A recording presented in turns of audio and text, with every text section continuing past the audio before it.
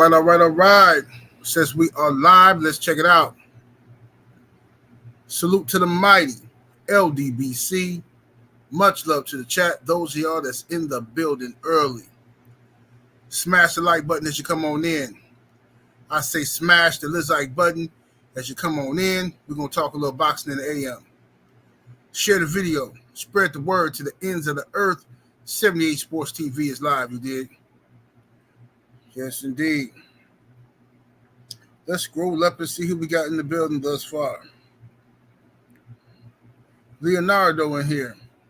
Toya Shell. Let me see here. The Dirt Gang boss. Bruce in here. Daniel Chambers. Ravens Nation. Miami Snoopy 305 is in the building. Just Do Boxing up in here. The lovely Brown Sugar Tay Tay is in the building. Lay Marshall. The homie Cadillac Red is in the building. Pablo Escobar. Carolina Slim. Keon Jackson. Slip the Jab. Mark Clark. Dane Watson. K Mack in the building. Donnell Miller. The Real Deal Detailing Shop. Vince Williams. Mo in the building. Let me see. Robert Singleton. Son of Tank 45 up in here. Jay. Shelton. Mr. Shelton, LDBC and nothing up in here. Pugilism and Politics. Hotep Shalom. Vince Williams. Avery Vice. Stick and Move. Can't pronounce your name. Salute to Oakland. The Village Brother. Kadrika Young. Oh, the real OG. Mo G in the building. Nonstop Nemo. Windsor. Bullet Gibson. Opulent LD is in the building. Maurice Cole. Big Truck Trap Star. MJ Total Health and Wellness Enrichment. Lincoln Dollars. G McCall. Eric 415 is in the building. CT Fat Boy. Big Texas. Boxing Gyms. TY Boxing 02. Anthony Bolden is in the building. CB Sports TV. My brother Carl Burrell. Soul Power, a.k.a. Gamed Up Kennels, is in the building. Dante Russell. The homie DOG was had it. Mark Wonderlynch. Y'all smash the like button. Tiago Rose. Let's see here. James Bay.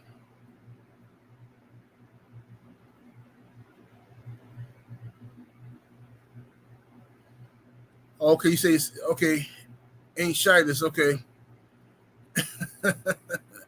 Okay. Kevin Dunbar. Days Cortez.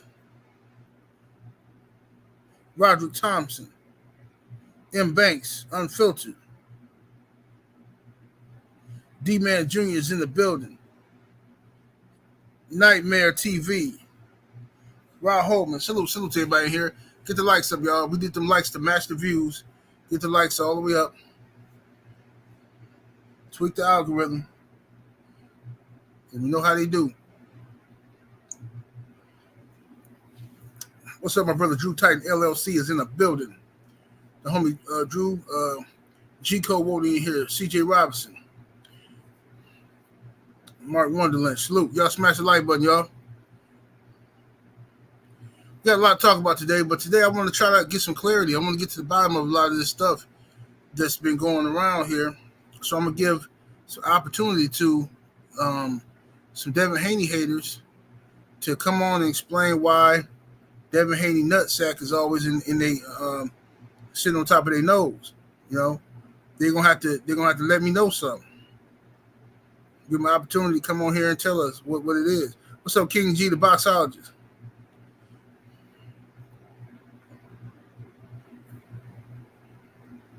You gotta let me know something. What's up, Stormy? B-Man is in the building, the sensei.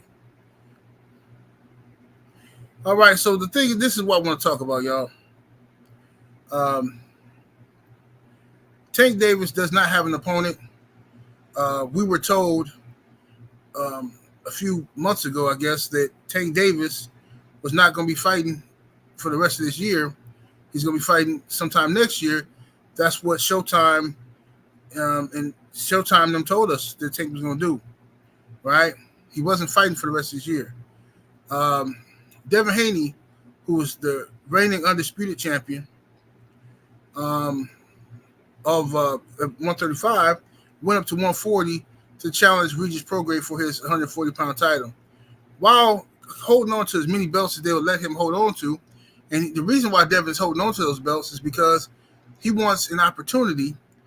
And in case all these guys who've been saying the belts don't matter, he want to make sure if belts matter all of a sudden now that I'm gone, you guys still got to see me, right? That's why he got him. And all these dudes playing games like they don't know why. Oh, why is Devin? Why he still got the belts? Well, no, why your favorite fighter didn't give a damn about belts when Devin had the belts.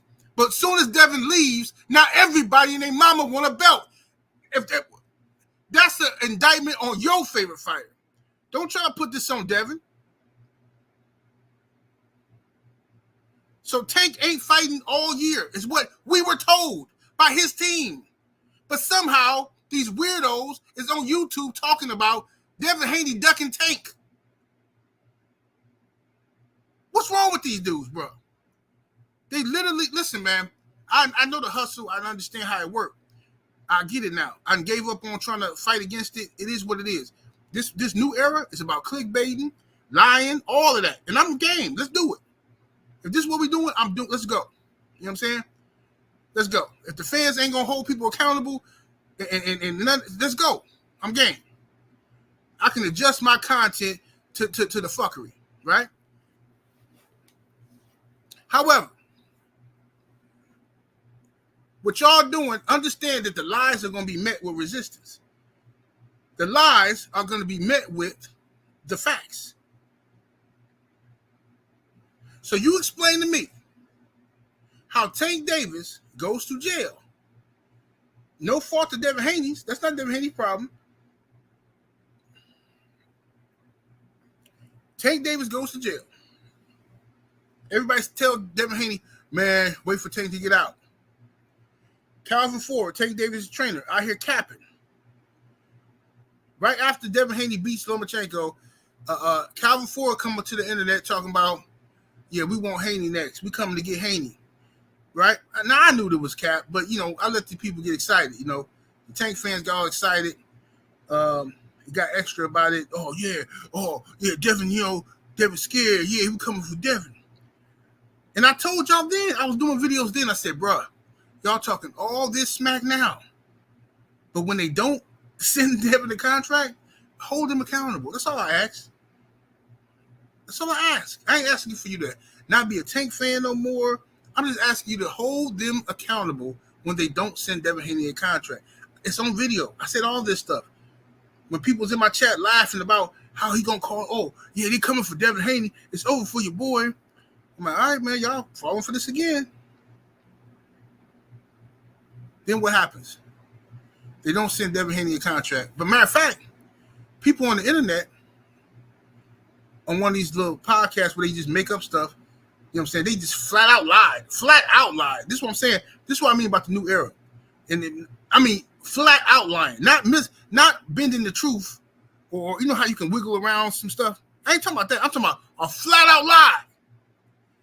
These dudes is out here putting out that Devin Haney was contacted by Team Davis, and Devin Haney didn't want to fight. Devin Haney turned down the fight. Man, that was everywhere. People hit me up, yo, 78, man. See if you can interview Bill, man. Man, they talking about Devin Haney turned down the Tank fight. I said, bro, y'all believe this, man? Bill Haney pop up anytime y'all ask him to, and he explains stuff to you.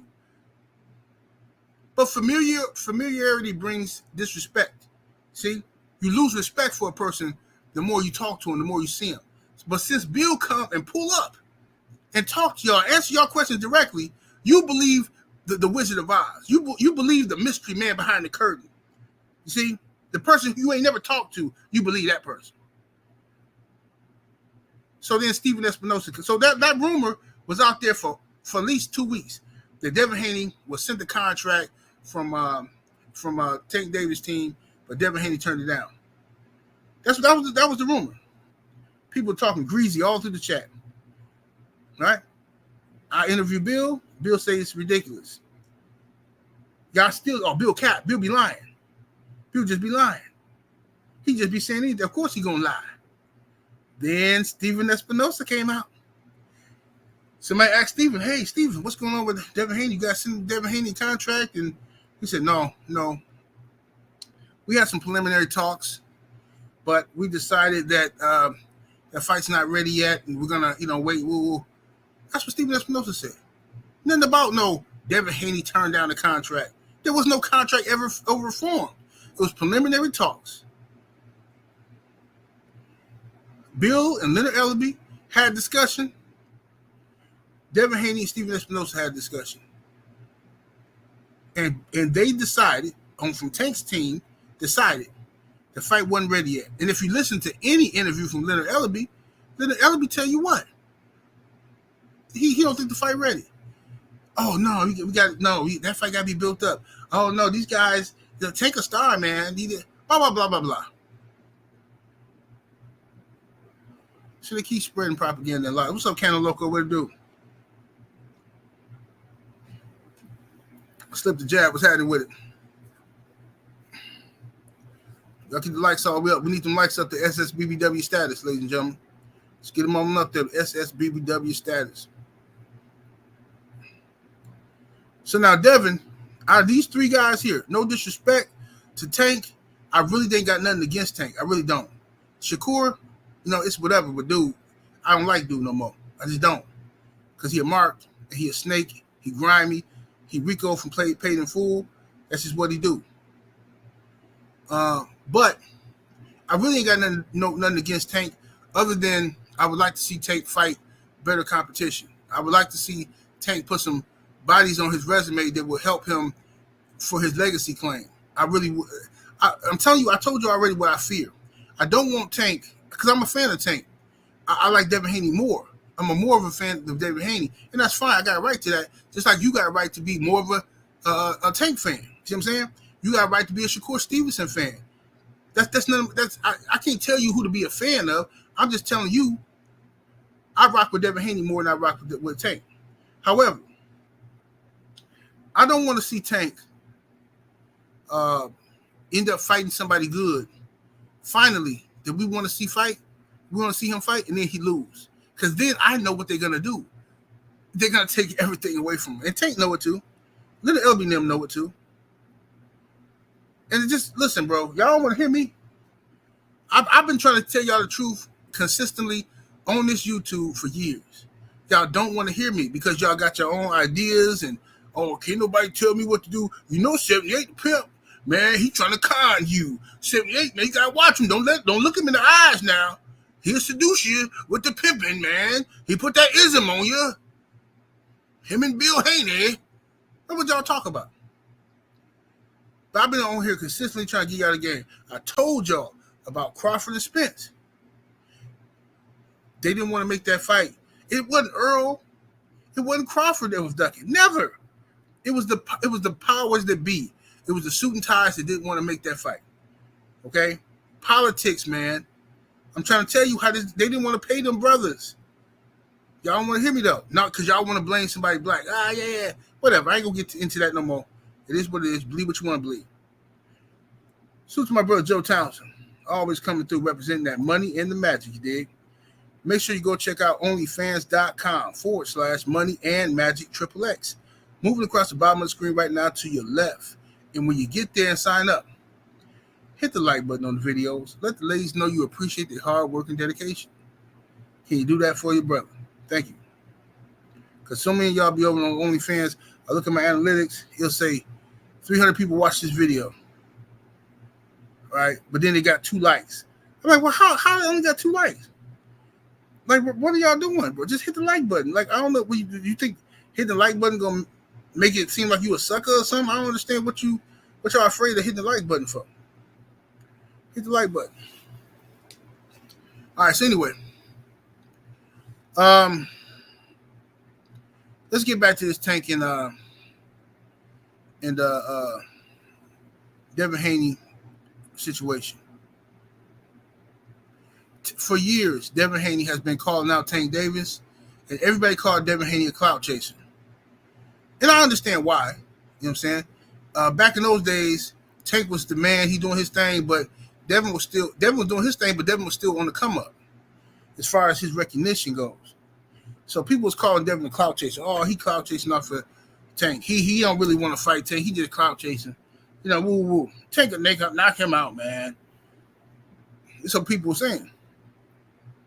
Yo, we need 300 likes in the building. Can we get 300 likes, ladies and gentlemen? If you're watching this video, if you're driving your truck, if you're in your car, you know, I know you got the phone sitting down, you know what I'm saying, in the center console. Can you just hit the thumbs up for me? Can you do that for me?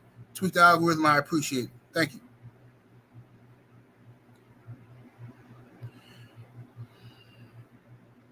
So now, I'm going to put the link in the chat in a minute, y'all. I'm just going over this situation first. So now,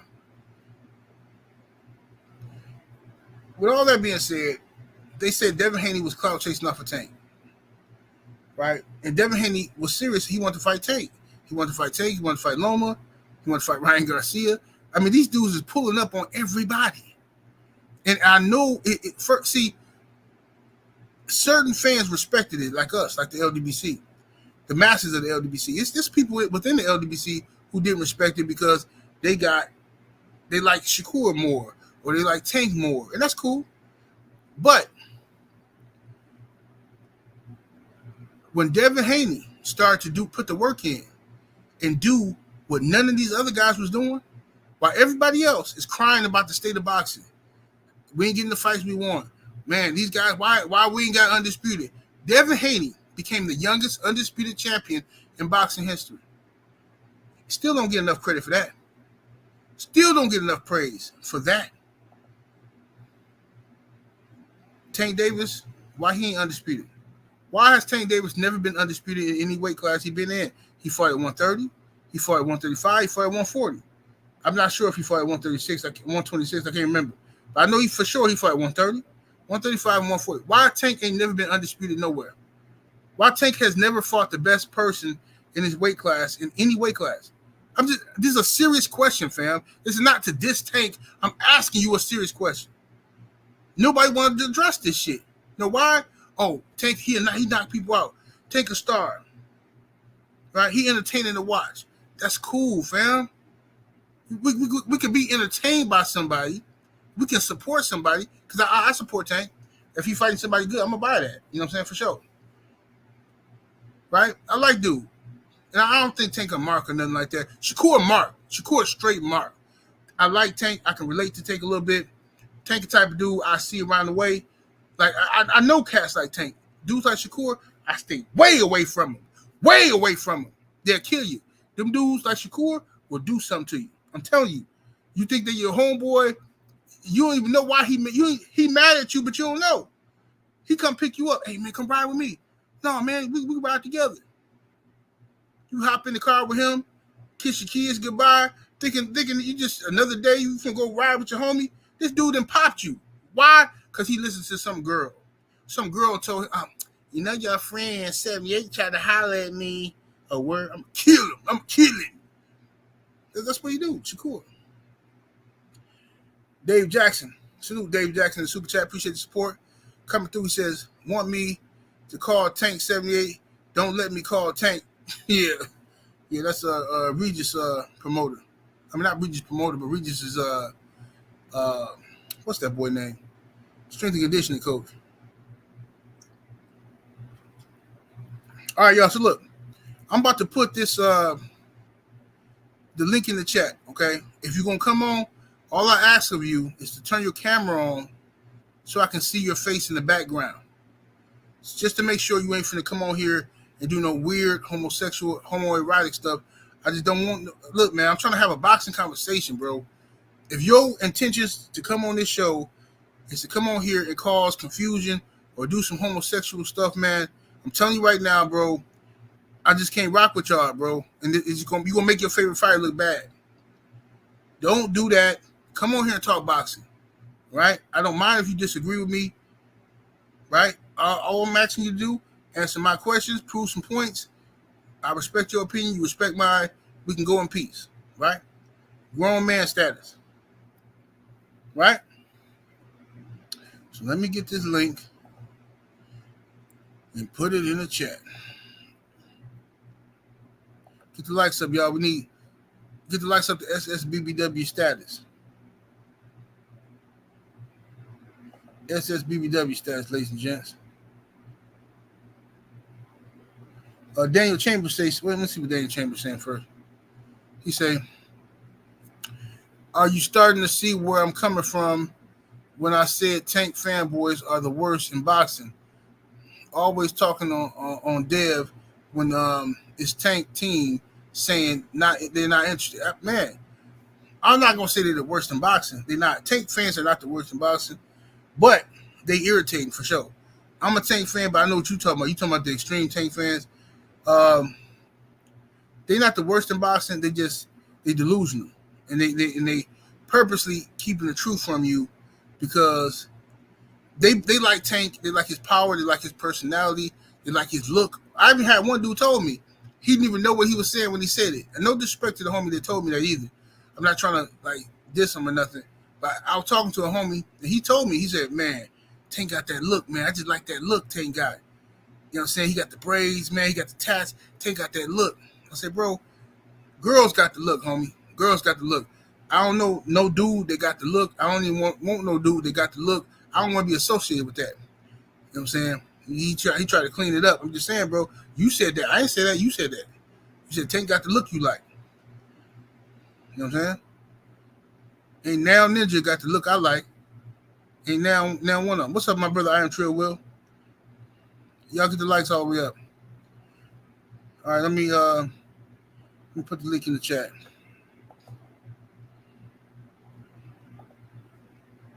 All right, all I ask you to do is have your camera on in the background so I can see you. I'm not letting just random on here. And please, if you like one of my exes or something like that, don't come on here. Just leave me alone. Don't come on here just using this opportunity to vent and stuff. And hey, you son of a bitch, you bastard, and leave me alone, please. You know. All right, let's see what we got here. Young Abel, okay. Young Abel, what's up, brother Abel? What's good, 7-8? How you doing, brother? Hey, man, happy birthday, brother. Yeah, it's this Friday, bro. I appreciate it, man. I really do appreciate it, brother. Yes, sir. Yes, sir. All right, man. What's your thoughts on all of this? Devin Haney, Shakur Stevenson, Tank Davis controversy. People are saying that Devin Haney is ducking Tank. I don't know where this is coming from. What say you, Abel? Shakur Stevenson is the man. Wow. No, I'm joking. But the thing is that, it's just, it comes down to it here is that at some point in time, someone is going to have to just provide the papers and say, hey, let's just make the fight. Because to me, I'm just tired of the nonsense. I'm tired of people saying, oh, somebody said the contract, woo, this and that. When, Bill Hayes come on record and say, this is what's happening here. And then Showtime's been telling you, like, the fight's not happening right now. And they're about to go out of business, too. So we don't know how they're going to, set up the fight. But the point here is that I'm just tired of the nonsense. I'm just tired of people just saying, oh, Bill Haney, Cap, Devin ain't doing nothing, this and that. I'm like, dude, let's just get to the facts at hand. Has a contract been sent yet? The answer is no. Has a date been set up yet? The answer is no. Has anything been set up to where we can say, let's go ahead and predict the fight? The answer is no. So until we get the fight, until it's signed, sealed, and delivered, I don't want to hear any more discussions. Call me when the fight starts. I'm on that type of time. Just call me when there's a date and when it's finally announced. And I'll believe it when the Haneys officially make it. Okay, brother. Okay, appreciate it. Let me read this super chat real quick. Salute to we got here. Who is this? Why is this freezing up on me, man? Oh, okay. They don't want me to read the super chat for some reason.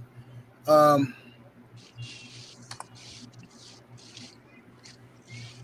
okay, whatever. Salute to whoever that is in super chat. Boston fan times 4. I'm trying to click on it. Okay, there we go. It finally went up. Demetria Abilo or whatever who that is, it's got to look alike. I don't know what that means. Don't know what that means, family. Salute to you though. All right. So let's get down to it. Let's get to the smoke. A lot of y'all Salute, coming in General. here. It's a lot of people coming in here. What's up, my brother Focus Ball? How you doing, brother? Hey, salute. Feeling blessed, man. Hey, happy birthday, Abel. Abel, he got off here. Oh, my fault. But Focus Ball, what's your take on the whole Devin Haney ducking Tank Davis situation that I keep seeing popping up all over the internet that's irritating the hell out of me? I just want somebody to explain to me how Devin Haney's ducking Tank when we were told that Tank ain't fighting until next year. So how is Devin ducking Tank? Just explain to me. Here's how Devin is factually ducking Tank, right? Because we live in a world where let me put it to you like this. I put out a video with clear evidence, like literal before your eyes evidence of something, and people still come into my video. I got 1 million views on it, and Hey, I one got second, over Focus Ball. 9. Can everybody, all the other brothers, can y'all go on mute while Focus Ball talking, just so it won't be no background noise? Thank you. Yeah, Well, Focus so Ball, you I go got ahead. over You talk. Go ahead. I got over 900 comments on this one video, and you can see in the picture. The Tyson Fury fans showed me that reality, no matter what reality is, people are going to create their own thing to ride or die for their guy. And Tank has a large fan base. So right now there's it's a lot of gaslighting, it's a lot of fiction being pushed as facts. Because we watch Tank Davis. Man, can you name a black fighter Tank fought? Can you name one? No, now I now can't name top of one. my head, I can't. You can't name one. So isn't it par for the course for Tank Davis to not fight a black fighter? And the man said a few times, I want Devin. No. Check it out. His coach said, yo, man, we want Haney next. As soon as Haney won and his name was popping, oh, we want Haney next. Then somebody comes out and says, somebody on his team says, yeah, man, what about Pitbull Cruz? He got a fight coming up next. What if he looks good in his fight? Then the coach switches from saying he wants Haney next to, yeah, Pitbull Cruz too. Yeah, we got to see. We got to wait till after his fight, see if he look good. Man, stop the cap. You know you want to fight Pitbull Cruz. You just waiting for Devin Haney to be busy. Then you can turn around and say, see, we tried to fight him, but he ended up fighting somebody else, so we just had to move on. Nobody else was left but Pitbull Cruz. It's a game, bro. It's a sad game. All right, let me go to who I think Coach Chris came in after that. You, Coach Chris, what's happening with it, brother? You on mute, brother. There you go. Oh, you off? Oh, there we go. Hey, man, appreciate you having me on, fam. Yes, sir, Appreciate brother. you, man. Shout out, man. Hey, I'm from Baltimore, right? Right. So, it's just one of them situations where it's really a popular, like, I was telling my wife about this. I was like, one of the things with black people is a lot of times, like, the city of Baltimore, for example, the people that should be running the city aren't running the city. It's the people that are most popular running the city, right? So, Right. like, what you have with Devin Haney and with Tank Davis is you got the popular guy versus the guy that's actually doing the work. And at this point, people just don't want to be wrong. Everybody wants to be on the right side of things. People want, so you can't accept it. Like the fight this weekend. Like, all these people, Fury is the best heavyweight of all time. Oh, he's unstoppable. It's blah blah blah. So after watching him get beat up, you can't admit that you were wrong. So you have to say, "Oh, he didn't train. Oh, he was overlooking." When in actuality, all that happened was the juice had just got caught out there natty and got exposed to me. You know what I mean? So people just need to kind of come to grips with it.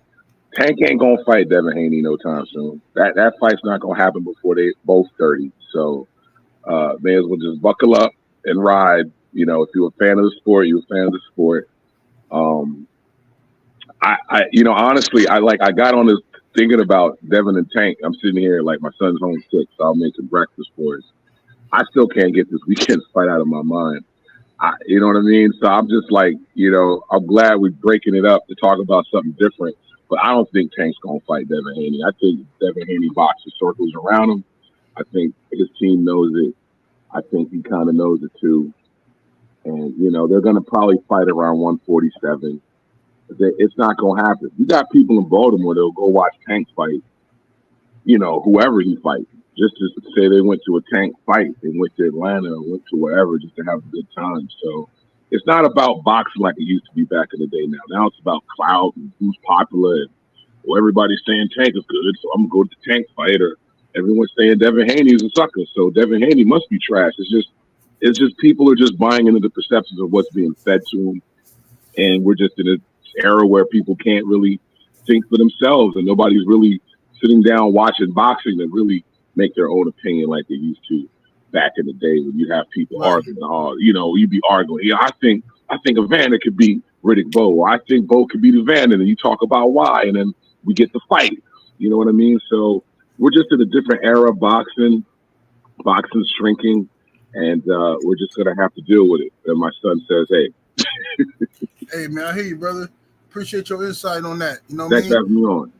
Let me go to Melonite Sports, brother. How you doing? Doing all right, bro. You can hear me? Yes, sir. Hear you well.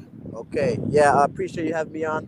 You know what I'm saying? Been watching your content for a while now. But yeah, man, the shit is really weird, bro. You know what I'm saying? I can count at least 3 times when Tank says he wants Haney and then nothing happens. But I can think of, numerous times, a couple of years way before, where Devin is calling out Tank consistently saying, let's fight, let's fight, let's fight. You know what I'm saying? Whenever the shit gets serious, Tank do something else. You know what I'm saying? Or they only start talking about Devin when he had a fight. You know what I'm saying? So it's just very strange to me how people are even saying Devin is ducking him when he's consistently the only one, you know what I'm saying, calling out the top dudes. Consistently. Right. You know what I'm saying? The top dudes, Shakur, you know what I'm saying, Loma for years and years and years, calling them out. You know what I'm saying? Tank, you know what I'm saying? The top dudes he wants to fight. You know what I'm saying? The guys that Devin is a fighter that wants to fight the absolute best. You know what I'm saying? And, just like with Wilder, with Spence, you know what I'm saying? These guys aren't appreciated, unfortunately.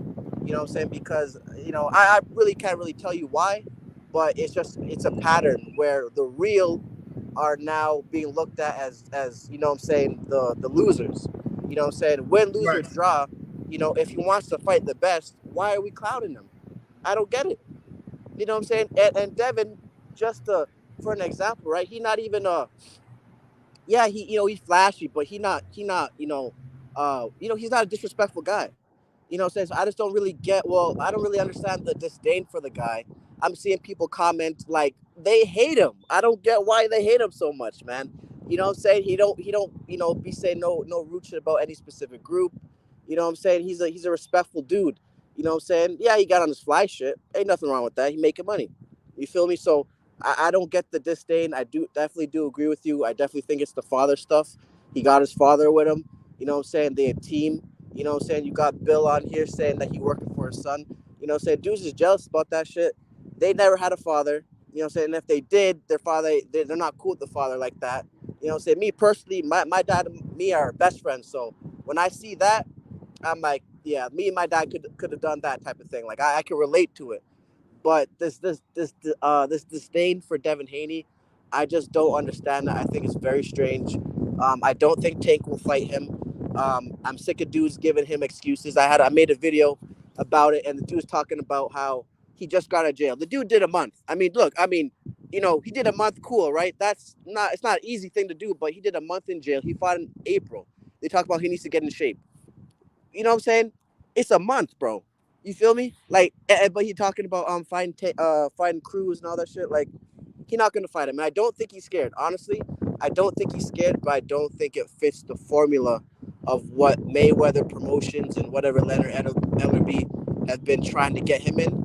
Yeah, it works, but just like you said, for years now, it's gonna come to a point where Tank is gonna be 33, 34, and he hasn't had a legacy fight, and then a dude that they think is just a an easy dude, a tune-up fight, he gonna end up beating him, and they're gonna say Tank wasn't shit.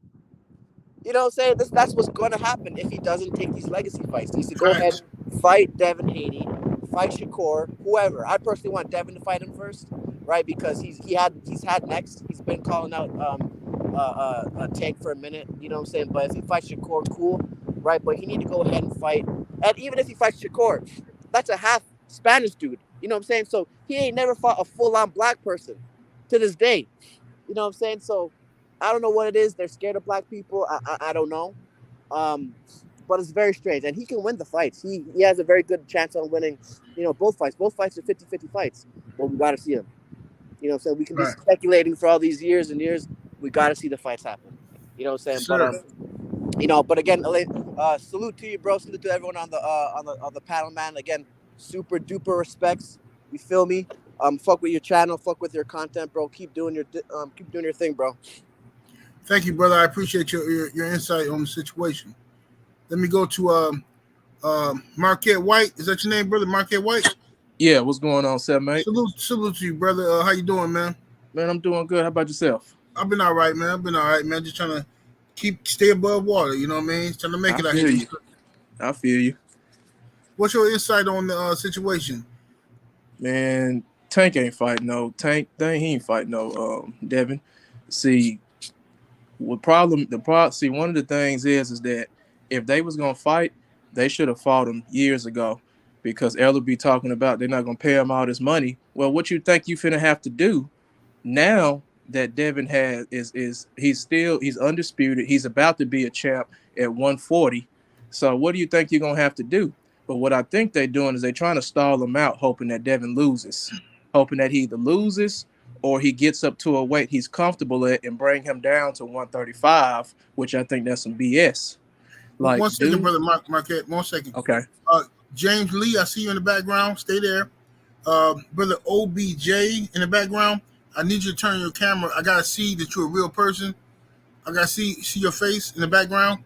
And then you ain't gotta keep it on when you come on, but I just gotta see you in the background. Go ahead, Marquette. My bad, brother. No, you good, man. You good.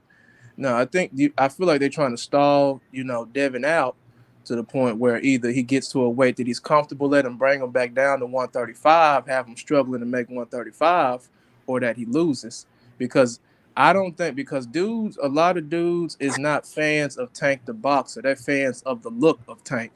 They like what he represents. They like, it's almost like the rapper Tank. They're not a fan of that. So, all of this, Tank gonna knock Devin out in 2 rounds, 3. Tank ain't fought nobody. Who has Tank fought the style of Devin for you to say that? Which is nobody. The fact Tank has fought, I think one of Tank's, one of his we could say toughest fights is when he messed his hand up against Isak Cruz and he was boxing with one hand. But besides that, I mean, he hasn't really had Tank hasn't had a tough fight. And the next what it'll be is when it's time for for them to fight is gonna be, oh, Devin too big. Oh, Tank didn't look good his last fight. Oh, he waited too long. So this whole ducking stuff, this been documented from long ago, from Team Mayweather to Leonard Ellerbe don't want to either don't want to tell me he don't want to pay him, or Dev been calling him out for years, and now that he's starting to move, Devin is creating his own lane, his own legacy, and now it's you want to double back and he ducking. Like, Devin ain't ducking nobody, man, and everybody know that. This is just they don't want to see nobody. They don't want to see Devin bigger than Tank. They don't, and it's like, oh, he's what is it? He's flashy, he's all this stuff. I like what the young homie doing. I love what he's doing. He building his image as what you saw Mayweather do. Nobody, and what was the same thing they said about Mayweather? Oh, he flashy, he this and that. He building his image. Right, Like, right. don't get mad. You mad at the young homie. He eating. He showing you where he came from. So don't get mad at him that he got some. He got some pocket. He got some money now and spending it. Like, he not doing nothing wrong. But that's my take on it. Thank you so much, brother, for your take. Good take, man. I appreciate it. Let me go to the brother Jay. No, OBJ was here first. OBJ, brother, what's your take on this whole Devin Haney and Tank Davis situation? What's your thoughts, brother? I'm gonna keep it all the way Iraq, man. It's sad because you have two great fighters in that prime. Well, technically, Devin is in his prime because they say prime is like from like 26 to like 32 or something, and Devin was 24. But you have two brothers pretty much at their prime doing their thing, and what's holding it up? You know what I mean? And Tank did fight a black fighter. He just has it for the Black America. Hector Garcia, he's black. He probably doesn't know it, but he's black. If you get my drift. But no, seriously though, it's sad, man. These fights should have been happening a long time ago. Man, and Devin is a throwback. You know what I mean? You don't see fighters really as young as him wanting to fight the best. He is like Devin should have been born in the 70s or 80s. No, he should have been fighting in the 70s or 80s. He's a throwback for real. You know what I mean?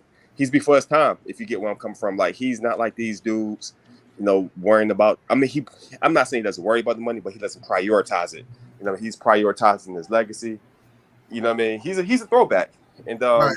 And the thing is with Tank, what kills me is really baffling because, unpopular opinion, I think Tank is the better fighter than Devin. I really do. I think, Right. I think, and that's the part. It's like Tank is being stifled. It seems like, because if you look at everybody who calls out Tank, I'm like, I think Tank beats these guys, and I'm not even joking. You know what I mean? And Right. I'm a little biased towards Gary Russell. I think Gary would have probably beat him by 7-5, 8-4, just on experience and skill set. But besides him, now I think he beats Gary now. But 5 years ago, I think Gary would have beaten him. But it's a shame that Tank's talent is just going to waste because he would have been, in my opinion, 5 years ago, he would have stopped Loma. I really believe it. But I don't think he stops Devin. I think it's a tough fight, but I don't know what they're doing over in TMT. I don't know what problem they have with saying Black American shining. That's what it seems like. But yeah, can we sidestep a little bit? What about where all this power from Tyson Fury go to, man? Oh man, hey bro, we can't do it. We're gonna talk about that. I have a panel tomorrow. If you want to do that, we can talk about that.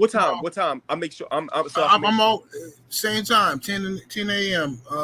Central Time, 11 a.m. East Coast time.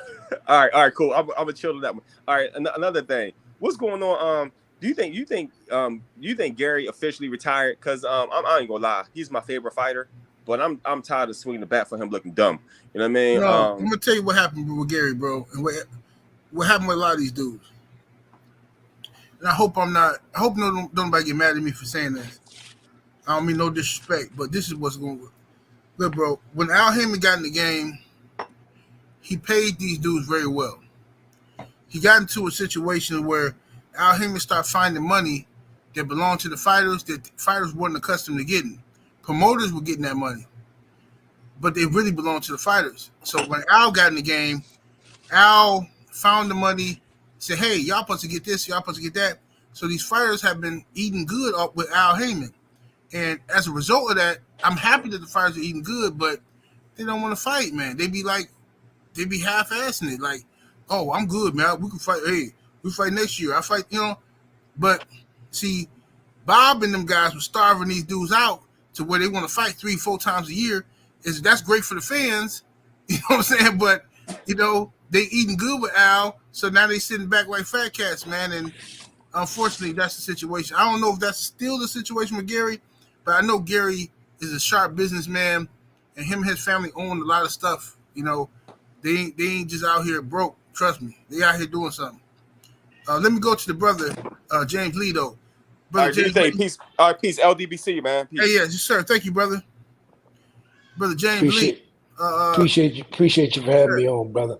I watch your show on a regular basis. I watch all of y'all shows, and bias aside, because Tank is my family.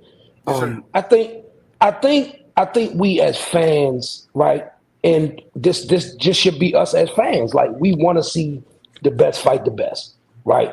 Right. And we don't give a fuck about the business side, right? Because that don't have nothing to do with us. We spend our money. We want to see the best fighters fight the best fighters, and it just killed me and behooves me because I don't call Devin, Shakur, or Tank a duck.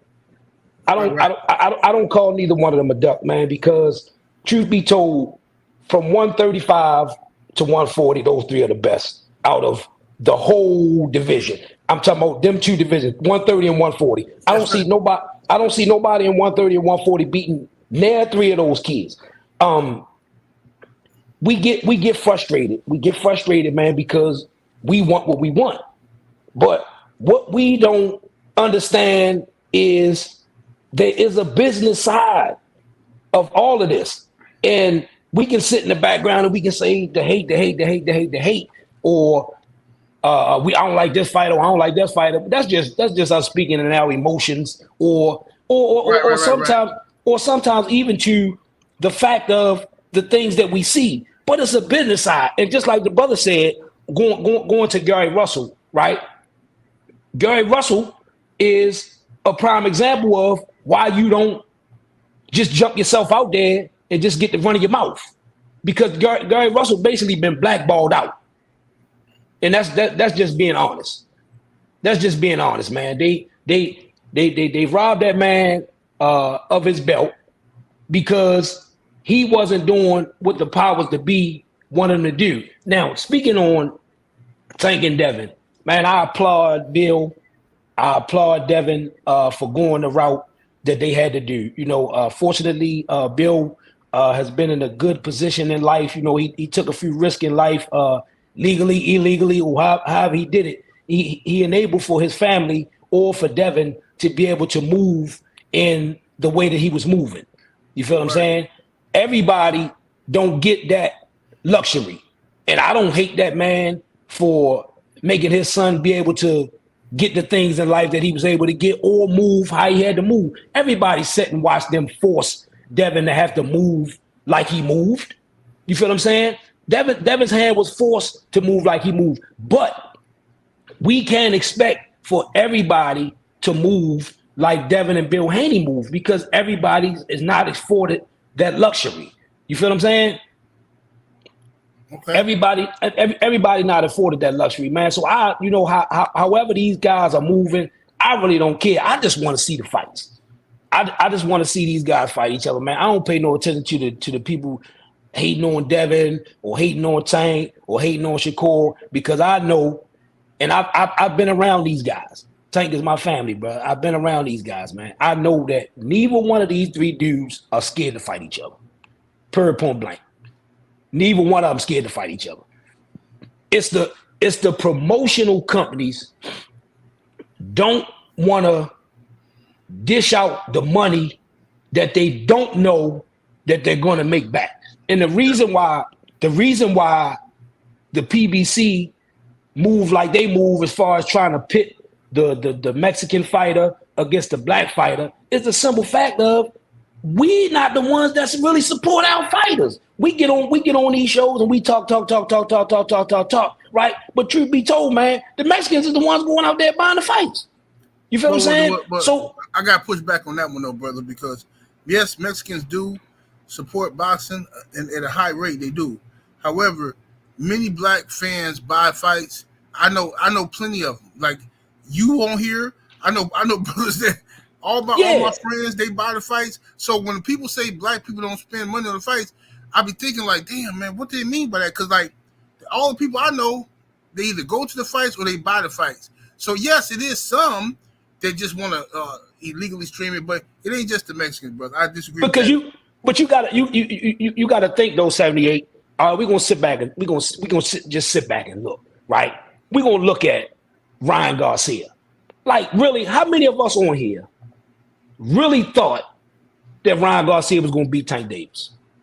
None of us. I didn't. None of us, right? Right. None of us thought that, brother. And I'm talking about to the heart. Even the Mexican fans didn't even think that Ryan was gonna beat Tank. They thought I that talked to a few of them that said, they "Man, I'm just riding with him because he my people." right. They thought that he could have gotten lucky. Right. He had a puncher's chance, but 1,000,000 and some people went out and paid for this fight. Right now, and that's not saying that we shouldn't, as brothers, that we shouldn't want to try to make these fights happen. But everybody has to build their career in the way that best fits them. And like I always tell a lot of people, man, Tank is not in the sport of boxing for the reason that other boxers are in the sport of boxing. Tank is in the sport of boxing, brother, to get out the ghetto. Facts. He don't care. He don't care nothing about no legacy or none of that, bro. He'll line up to fight any one of them people that y'all want him to fight. It's the powers that be that's not see. They not thinking that they're going to see the return that they want to see. Brother, let me say something, James Lee. Everything you're saying is bars. I understand exactly what you're saying, and I know what you're saying is facts. I know this factually that what you're saying is facts. It ain't Tank scared to fight Devin. And it ain't Devin that's scared to fight Tank. That's right. Right. It's the suit and ties. The same shit they did with Earl and Crawford. Same thing. The suit and ties is saying, these two black dudes, I don't know how much we're going to make off of this. No, I'd rather put Tank in with a Mexican. That's what is going on, period. Yeah, that's what it is, bro. Why people on the internet is saying Devin ducking Tank. Or it's ridiculous. It's not because happening. They stupid.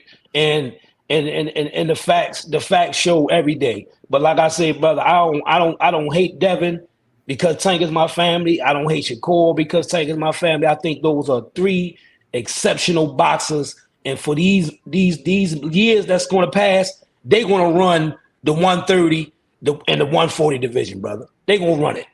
They're going to run that division. And I just hope that we see the fight. I don't know if we're going to ever see the fight. I hope that we see the fight as a fight fan, because what you say, it neglects the fight fans for us not to see that fight, bro.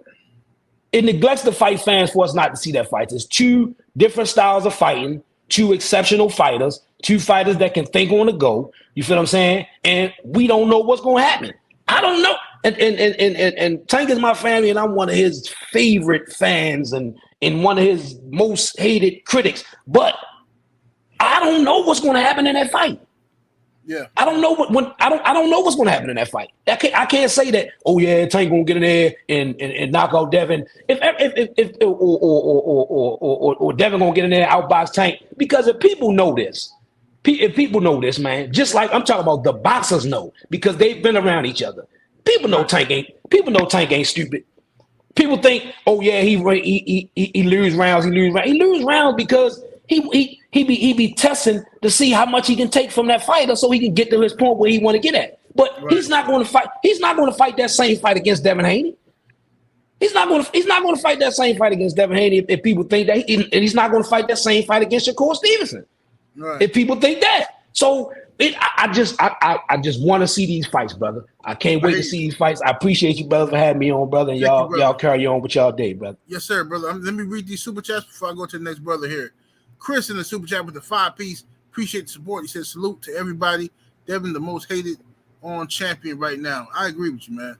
We got my brother Drew Titan LLC is in the super chat with the 5-piece. So these clowns look at Bill and really want one of those hugs from him. He's given Dev all his life. Yeah. Salute to my brother Drew Titan. Let me see what else we got in here. Let me see. David Jackson in the super chat. Appreciate the support.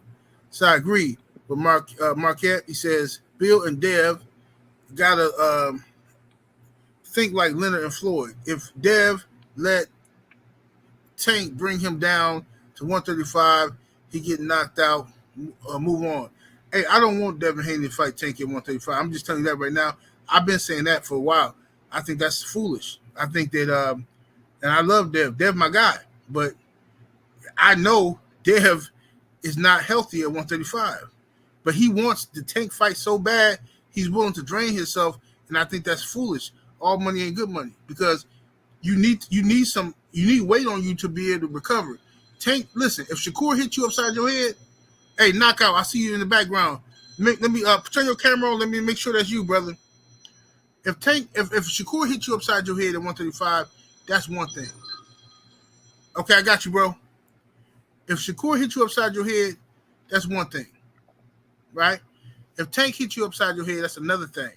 And I'd rather, if Tank gonna hit you upside your head, I would much rather you be at 140, bro, where I know you at least at your best, so I don't have no excuses after the fight. If you Tank beat you, then I know Tank beat my guy at his best.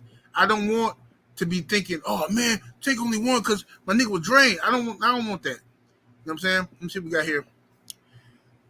Ty French 600 in the super chat coming through showing love, much appreciation, homie. He says it's amazing how many arguments are out here, but none of them are very qualitative.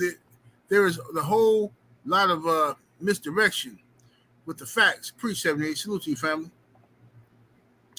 My brother Drew Titan LLC back in that super chat. Appreciate the love. These ninjas want those hugs from Bill. He's still on that. Let me see what we got here. Let me make sure I get in all these super chats, man. I don't want to miss nobody. Let me see. Here we go. We got. Let me see here. Sean, hold the phone in the super chat with the 50 piece. Appreciate the support, family. Just add me this mug 78. Okay, my bad, bro. I saw you in the background, but I didn't know that was who you was because you didn't have your camera on. That's why I say, like, if you're going to come in the background, turn your camera on so I can see your face, but then you can turn it right off. I just want to make sure it's a person, you know what I'm saying? It ain't no troll coming in here to do no damage. Because, you know, I got haters, bro. I got serious haters. I got wenches that hate my guts. You know what I'm saying? Hey, it says your device not connected, Sean. Let me try to add him and see what it say. It say I can't even add you, bro. It say this is what it's been saying for the last 20 minutes. Device not connected. That's what it's saying on you, Sean. Make sure you connect to your Wi-Fi. Wherever you at, connect to the Wi-Fi, homie. And then come back in. Connect to the Wi-Fi and come back in, bro. We got here. Come on, Oz in the super chat. Appreciate the support, fam. It says Shadesha Green, Franchon Cruz, deserve video, please. Brother, I'm sorry, man. I forgot, man. I ain't gonna make no excuses. I just forgot, bro.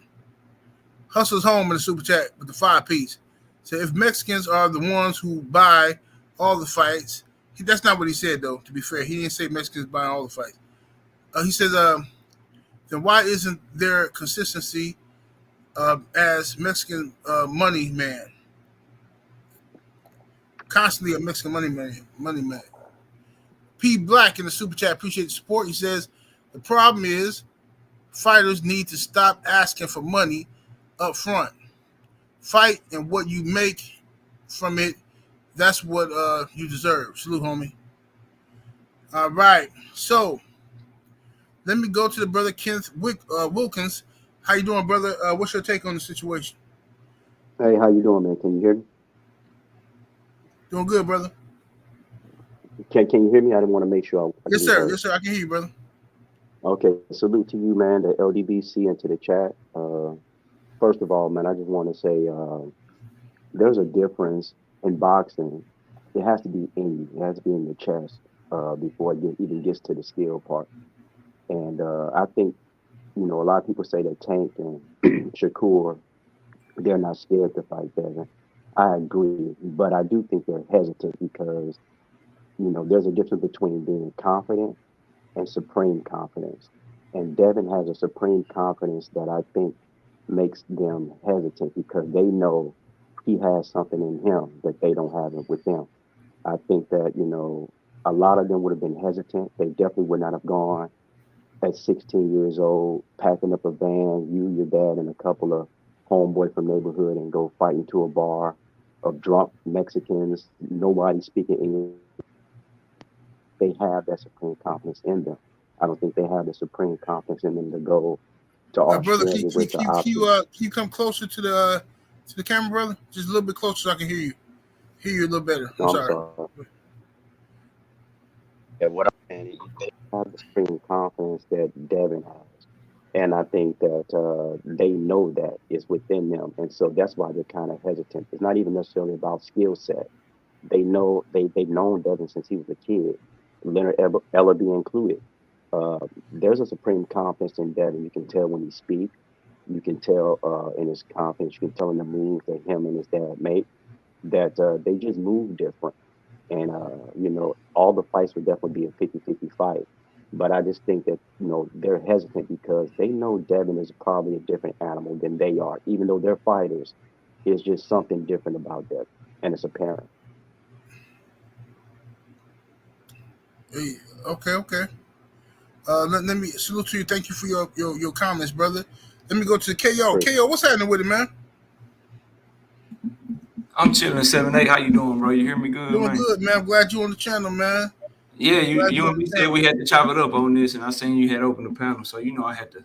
Oh yeah, I had to most come through, definitely. bro. Yeah. Now I know you a Tank fan, so I want the Already, real. yeah. Give me the real now.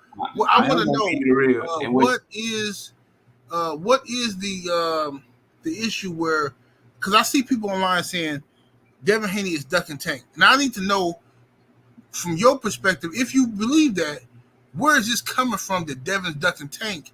If we just heard Tank ain't fighting the rest of this year, so how is Devin ducking Tank if he fighting Regis? And anything else you want to add? Go ahead, brother. yeah, it's the energy, number one. But here's the thing, bro, that I wanted to start with. So when James Lee was talking, bro, you accidentally was like, nah, Tank ain't ducking Devin, and Devin ain't ducking Tank. It's the suits. But if I look at Yeah. your title, homie, and I look at all the other shit, when people talking about how Tank ducking Devin and shit, it ain't the No. suits. I Y'all ride got with push this back on shit, that. bro. I got push back on that. I Go said, ahead, bro. Y'all ride with that shit though. now look, bro. At Y'all the ride beginning of with the that show, shit when it's that narrative, bro. brother. At the beginning of the show, I said, I don't know if you caught the beginning of the show. I said the new order of the day is clickbait. That's what I said. The new order of the day on YouTube is clickbait. Did I or did I not say that? I said so. I'm gonna play the game that everybody else playing. I don't believe for 1 second that Tank Davis is afraid to fight Devin Haney. But my title is gonna reflect whatever the fuck I think is gonna get your niggas over here on this panel. I'm gonna be here regardless whether I'm coming or not because I fuck with you. But what I'm saying is, bro, when not just today, but months, bro, I've been before I even had a channel, bro. I've been watching, and I know you rock with Devin heavy, and a lot of the brothers in the chat rock with Devin Haney, bro, heavy. But today it's the suits. But it's been plenty of months, bro. It's been plenty of times where when Devin Haney got a rematch clause, Tank ducking Devin. When Devin come out and say, "Oh, I'll fill in for Rolly Romero," Tank ducking Devin. When Devin got a 3-fight deal with Kambosos twice and Lomachenko, and he don't get an offer from Tank ducking Devin. And I didn't hear that saying, "Oh, it's the suit, bro." No, I didn't hear that, bro. Fair. So it just seemed like to me that when the narratives are Devin getting ducked by Tank, it ain't the suits. Everything get blamed on Tank. Okay, But then when people start pushing Devin ducking Tank, now all of a sudden it's the suits, bro, and it's been like that. So I wanted to say that first. Now, on Devin, I got a response. Go ahead. I got a response to that now. Okay, all fair points. Now, the question I would ask you is this: if I'm being inconsistent with my titles, okay, because I'm an old nigga learning how to work the new nigga angle. You know what I'm saying? This is what y'all do now. The new niggas, y'all doing all kind of weird shit that I'm like, bro, what the fuck? How can they say this and be legal? So don't get mad at me because I'm learning how to work this motherfucker now. You feel me? Now look here. If you feel everything you just said, can you please explain this to me, brother? Yeah, go ahead, bro. Now, Calvin Ford came out and said they want Devin Haney next. We want Devin Haney next. We're gonna send Devin Haney contract. I'm not making this up. I'm not lying. This ain't clickbait. This is the truth, right? So now, if that's the truth, they gonna send Devin the contract, all this and that. Why didn't he do it? Why did he make up lies? Certain podcasts that I'm not gonna name is out here making up lies that they sent Devin Haney contract, and people was believing that shit, even when Bill said it was a lie. People believe that shit all the way up until Stephen Espinosa came out and said they ain't sent no contract. So can you please explain to me why Tank Davis' team never sent Devin Haney a contract if Calvin Ford, the trainer, said they was going to do it? Because Calvin Ford ain't got no indication on Tank business. Now, what I tell you and what I say about Calvin Ford is I say you need to take a book out of Derrick. You need to take a page out of Derrick James' book. What Derrick James says is, I want whoever my fighter wants. And that's what Calvin Ford need to do. He need to quit acting like he in charge of the business, quit saying what he want, and then say whatever Tank want, that's what we want. Because he'll say that shit. Like, I just heard him talking about Pitbull Cruz and shit, and that Tank gonna take a tune-up. And then in the same interview, come back and say, well, at the end of the day, it's gonna be up to Tank, and Tank is gonna choose. So if that's the case, bro, stop giving your opinion because you confusing people. But it happens like that on both sides, 7-8, because I remember that Devin Haney was gonna stay at 135 for the rest of the year. Last I checked, the Regis Prograde fighters at 140. So all these dudes be saying shit, bro. All of them be saying shit. Yeah, now I got one now. Yeah, KO ain't come here to play no games. I like this. Okay. Come on, bro. You already know. You already know, bro. Yes, sir. Now look here. When Devin stay, he gonna stay at 135 for the rest of the year, right? Mm-hmm. But then y'all get mad that he still got his belts at 135. The reason why he got his belts, he's still holding on to those belts while fighting Regis, is because he don't want no excuse. He don't want to give no outs. He want to be able to say, look, I'm fighting Regis at 140. However, if Tank Davis raises his hand and say, I want to fight Devin Haney, I'm coming right back down to fight him. Now, I think that's foolish. I wouldn't, if I'm advising Devin, I wouldn't go back down to 135. I wouldn't. I've been saying that on the record. However, Devin Haney, that's how bad he want to fight Tank, is that he's willing to drain himself. And he was willing not only to drain himself to fight Shakur, well, fuck Shakur, we ain't got to talk about him, but he was willing to stay at 135 to fight a couple of these dudes, okay? Tank is the one he really wants because that's a legacy fight, that's a big money fight, it's worth it, okay? Shakur Stevenson just got to 135. Shakur is talented as all get out, but Shakur ain't bringing no major bag like Tank bringing. Like, bro, you want me to drain myself and do all this stuff, fight you, and the bag finna be way smaller. The bag finna be 75% smaller than the Tank bag. Like, bro, you tripping. So I can respond to both, homie. And you know it's me, so I gotta, like, I hear what you're saying about Devin. Oh, he'll come back down to 135 for Tank. That's who he's willing to come back down for. But Devin Haney out of his own mouth on the SMB podcast with Emmanuel Hawari, whatever that that's name negotiating, is. Bro. He would ask, no. We gotta go with what they say, bro. He said, if I fight Tank, the Tank fight has to be. It would have to be at 140. And I got another video. That's what he said. So I got another video of Devin saying he will fight Tank at 135 just 2 months ago. So what we gonna do is, and I tell y'all this all the time, and they great at it. What Bill and Devin do to y'all 7-8, they tell you everything, so that when they go make their move, you can say, well, he said he was gonna do it. So what they do? Oh, I'm staying at 135. I'm going to 140. Oh, I'm at 140, but I might come back down to 135 for the right fight. They do that shit so that when they make whatever they move they really was intending on making, y'all are backing and say, well, he said he was going to do that. So okay, well, that's my point on that. Let me go. I understand that point. Let me ask you this, Dale. Can I go to the Shakur shit you said first, and then you can ask me? Because I don't want to lose my train of thought, bro. So that's my shit on the Tank and Devin shit, right? He said out his own mouth he got to fight Tank at 140. So this notion that Devin Haney is coming back down to 135 to fight Tank, he said out his own mouth that that's not what he want to do. And I'm with you. I want the fight at 140 because I don't want y'all to have no excuse when Tank knock his head off his shoulders. Now, for Shakur Stevenson, bro, we don't know. We don't know what they would have decided. Because at the end of the day, Shakur Stevenson would be capping his ass off. And you know my stance is that Devin now you're talking some real shit. But you can't cap on. Let me finish the thought, bro. What you can't cap on though is a petition and what's in the petition. And what's in the petition is, yes, they asked for 50-50, homie. They said, hey, this is why we think we get 50-50. They compared the views. They did all of that. But also in that petition, I encourage everyone in the chat to go look it up. Also in that petition, they said, whatever split you come up with, though, we will abide by it. That's in the petition. And then Shakur Stevenson was named the WBC mandatory. Devin Haney was given an opportunity. Hey, you need to let us know what you're going to do because we're getting ready to order this purse split or this purse bid if y'all don't come to an agreement. You can move up to 140 and fight Regis, or you can stay at 135 and defend against Shakur. What are you going to do? He decided to go to 140. So we don't know what the WBC would have decided. They could have made it worse for Shakur and ordered 80-20 in favor of Devin. They could have did 65-35 or 70-30. We don't know what they would have done because Devin didn't wait around to see what their decision was going to be on the purse split between the two, bro. But go ahead. Okay, now look at this. You just said, now see, I forgot my other point, but I'm going to deal with this first. You say Devin didn't wait around. Key word. He didn't wait around for the WBC to decide. Now, Devin Haney offered Shakur Stevenson 25%, okay?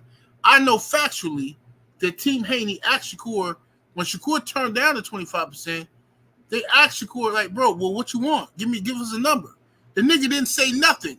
His lawyer didn't, because that's who represented him, his lawyer. Lawyer didn't say nothing. They ran and fucking went to WBC for the 50%. That's what they wanted, okay? It was no negotiation. Devin was prepared to negotiate with Shakur, but everybody like, oh, Devin he wasn't serious. He only offered 25%. Nigga, he the undisputed champion. He offered this dude a fight for 25%. If you ain't with that, you say, hey, bro, nah, that's too low. Let me get 35. That's fair. He didn't say none of that. He ran to the sanctioning body for the 50% publicity stunt. Fine, cool. Now everybody's shitting on Dev.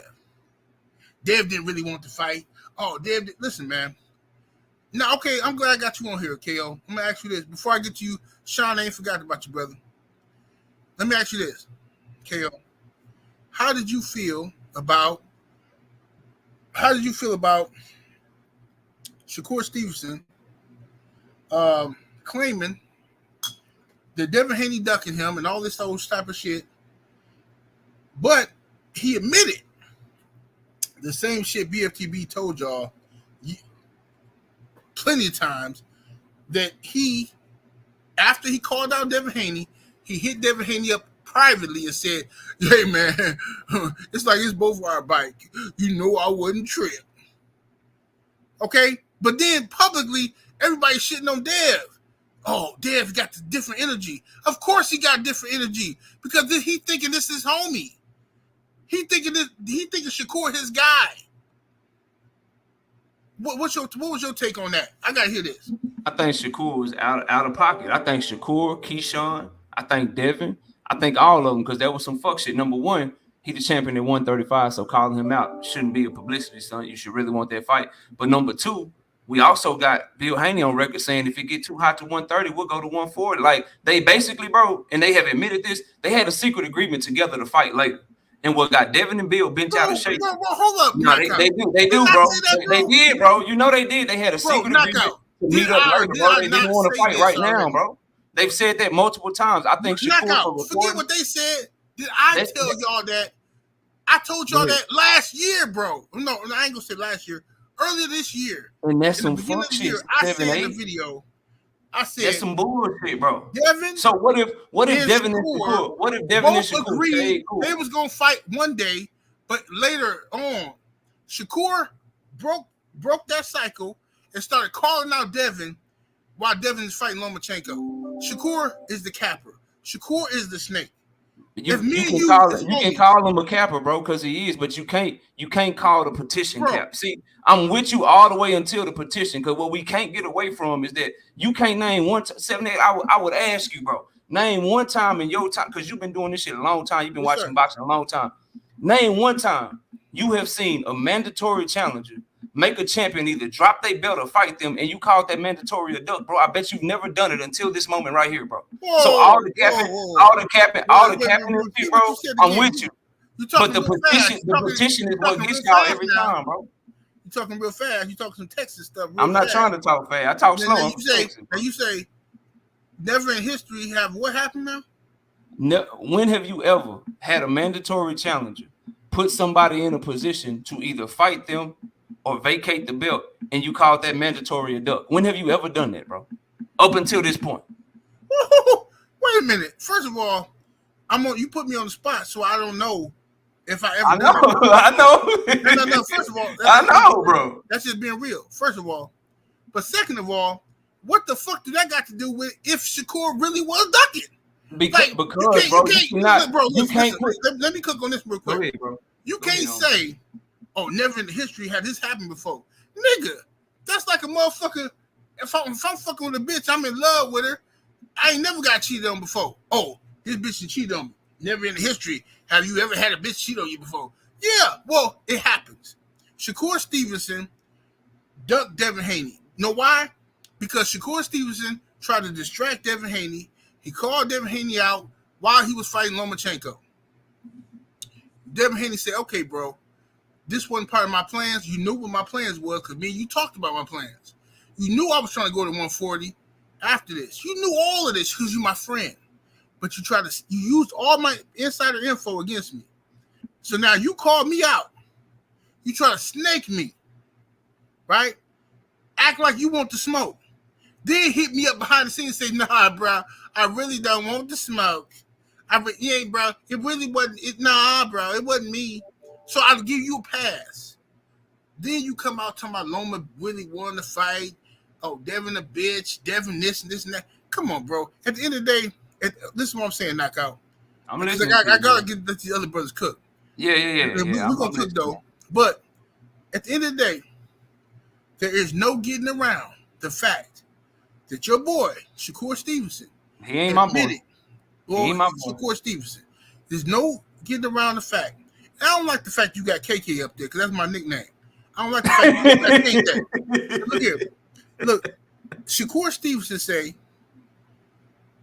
I admit, I called Devin Haney out, but then I hit him up behind the scenes and said, look, man, I don't want no smoke. Right then and there, should nobody be fucking with him because that erases everything y'all said about Devin Haney not keeping the same energy for Shakur. He can't keep the same energy. If my homie called me and say, bro, look, man, they try to make me do that shit, man. I ain't tripping. I'm always going to show my homie love. Devin foolishly believed that Shakur was his friend up until 2 months ago. And me and BFTB knew what time it was. Shakur Snake, he Rico. Paid in full. Dev is money making Mitch. Shakur is Rico. I'm telling you, bro. I'm gonna get back to you though, KO. Go ahead, bro. Go ahead. I'm here whenever. Go ahead. Yes, sir, brother. Brother Sean has been here waiting. I'm sorry, Brother Sean, for the long wait, brother. But go ahead, brother. What's your take on the situation, Sean? You on mute, brother? We talking about. There you go. Man, I think it's a big disservice to everybody, man. The sport already dying. I think it was you that said that they taking boxing out of the Olympics this year. Was that you that said that? They taking boxing out the Olympics. Yeah, I heard they taking boxing out the Olympics. They were, Oh wow, I ain't hear that. If they do that, that's foul. I thought it was you that said that, but yeah, they supposed to be taking it out this year, man. And it's just like it's already dying, man. You already got I can't remember who it was. You said this. We already had to accept all of these damn exhibitions, all of these damn YouTube fighters, and I kind of get the whole YouTube thing. It's the same reason why Pat McAfee is over at ESPN. They see that the content creators is getting everybody's attention.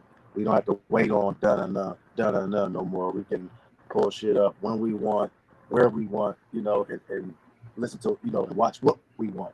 So the content creators got all the power now. So it's like I can get why they're doing that part of it, that aspect of it, trying to get the content creators, their fan base involved, but like it's not working out how they want it to work. And like, it's just they doing us a big disservice, man. We supposed to be putting on these big fights so we can keep the attention on boxing, so we can keep, the dying sport alive, man. They don't be helping themselves. They got self-serving interests. You know what I'm saying? So they only help themselves. They're not really doing what they need to do, and that's why they don't like Devin, because he moving how they all wish they favorite fighter move. Now, all this shit they saying about Devin should have did this, Devin should have did that. Now, if they fighter was doing all of this shit, there wouldn't be no complaints. If they fighter was moving the same way that Devin's moving, there would be no complaints. And if Devin was chasing, let's say Devin was in the shoes of Tank, you know what I'm saying? It would be a problem. It would be a problem if he wasn't calling out certain people, if he wasn't giving Tank that shot. You know what I'm saying? They would have that to complain about. It's just, you know what I'm saying? They doing us a big disservice by not, getting in the ring with these boys. But that's really all I got right there. Yes, sir. Salute to you, man. Thank you for your thoughts. Hey, look, man. Hey, my brother, Trav, in the background. I can't let you on the show, brother. I'm sorry. I can't do it. I got to keep 100 with you. You accused me of trying to kill you, set you up to kill you or something crazy. I don't know if you're going through some mental health issues or whatever you're going through. I can't let you on my show knowing that you didn't accuse me of a crime that could have had the police kicking down my door, bro. I can't let you on my show, homie, because I don't know what you're going through, fam. I can't. Can I go next, then, bro? I don't know if it's cloud chasing or if it's just like I don't know what you're doing, but I'll be a fool to let you on my show live when you liable to say any damn thing. You didn't accuse me of trying to kill you, bro. Come on, fam. Yeah. All right, my brother. Let me go next in 7-8. Well, I gotta get Trill Will. Trill Will was next. My brother, I am Trill Will. What's happening with it, Will? You on mute, Will? Hey, what's up, 7-8? What's good with What's it, happening with it, bro? Can you hear me? Yes, sir. I hear you, brother. Okay, cool. Cause I'm talking on my headphones. Try this again. I don't listen to this whole great debate between the Devin Haney and Tank Davis, and it's amazing how people create narratives and try to both sides of the argument, and it's disgusting, honestly. It's anything that, at this point, it's anything to discredit Devin Haney, the way I see it, and just using facts. Like, for example, I'll give you an example. Before Tank fought, I think Devin was fighting George Kambosos for undisputed. Wasn't it Tank Davis that sat down with Brian Custer and said, well, since Devin Haney out here talking reckless, his ass is next? Yeah, he said that a couple times. That didn't happen, did it? Now, when did Devin Haney do that?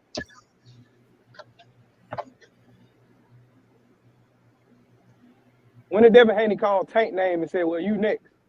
And then he went and fought 2 Garcias.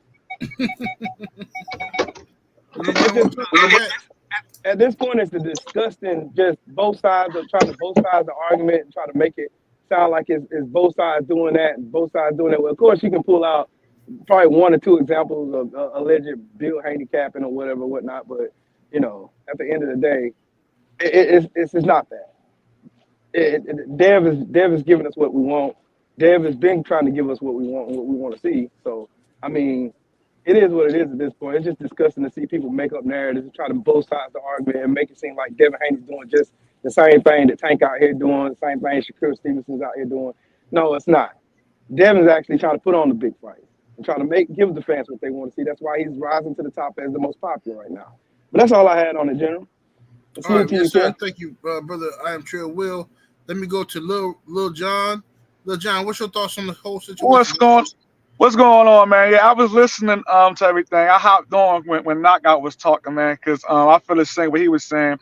I'm a huge Tank fan. I got Tank over everybody, but at the same time, I'm not going to discredit Devin Haney and even Bill, because what Bill was saying, I believe Bill. I believe that no one sent him a contract or anything, and I still give credit to Devin Haney for taking these big fights and the way Bill is moving them. I respect that. Even though I still got Tank defeating them. But one thing that Knockout said, which I've been saying for a while about Coach Calvin, who I love, I think that he should take out one of the pages out of Dirk James' book, how he said, you know what? It's up to Spence. It's up to my fighter, whatever he want. Because that's where the confusion is coming at, is when, because everybody hold Coach Kenny and Coach Calvin word as the Bible, as they like speaking for Gervonta Tank Davis, how I can understand that. So when Coach Kenny say one thing, we fight Shakur next, and then when Coach Calvin say, hey, we want Haney, or you know what, Tank next fight is going to be in when he say not an exhibition, what was it, brother? When he said Tank next a tune up. Which bad choice of words, but I don't think Coach Calvin and Coach Kenny know how big they are right now. So that word is like over the boxing where it was like, oh, and that's where the confusion come in at though, man. But I think Tank want to fight them guys too. I really believe that the same way Shakur want to fight these guys, and the same way Devin want to fight these guys. They just want to prove that they great. I don't think none of them is scared of one another. I think it's the business, but of course them talking smacks and talking stuff, it keeps us entertained, it keeps the boxing world going. But when it's all said and done, man, and the smoke clear, mark my words, I see Tank on top, man, because he humbled. He ain't doing no talking, but when he in that ring, he patient. He box. When it's that right time, when he pull that trigger, it's done, regardless who he fight. And that's all I got to say, bro. Hey, I Salute. appreciate you, John. Salute to you, brother. Yes, Thank you sir. for the thoughts, man. Oak Park Yes, sir. Boxing, my brother. What's happening with it? Man, Oak Park Boxing building. What's happening with it, bro? Hey, what's up with my brother? What's up, KO? How y'all doing today? I just want to say, man, I just want to see the fight. And what's happening, OG? Hope all well with you, bro. what's up with it? I know Devin Haney wants to fight, no doubt. So we just waiting on Tank to do his thing. You know, it looking bad. It just look like, you know, Tank is ducking, and he don't want that smoke. So just to me, you know. But other than that, man, I just want to see the fight, and I know my boy from Cali wants to smoke. So I'm trying to figure it out. What's going on with the Baltimore? So you know, we trying to get it together. KO, your boy ducking. So that's all I got to say. 780, it's been a pleasure, brother. I'll be in Frisco for the fight. Y'all have a great day, buddy. I got to get to the job site, man. And you know it's all love, 787. Yes, sir. Awesome. All right, KO. All love and respect, KO. I'm out. Take it easy, Oak Park. All right, for sure. All right, KO, what you want to respond to? You want to respond to something? So 7-8, bro. Like I just listen, right?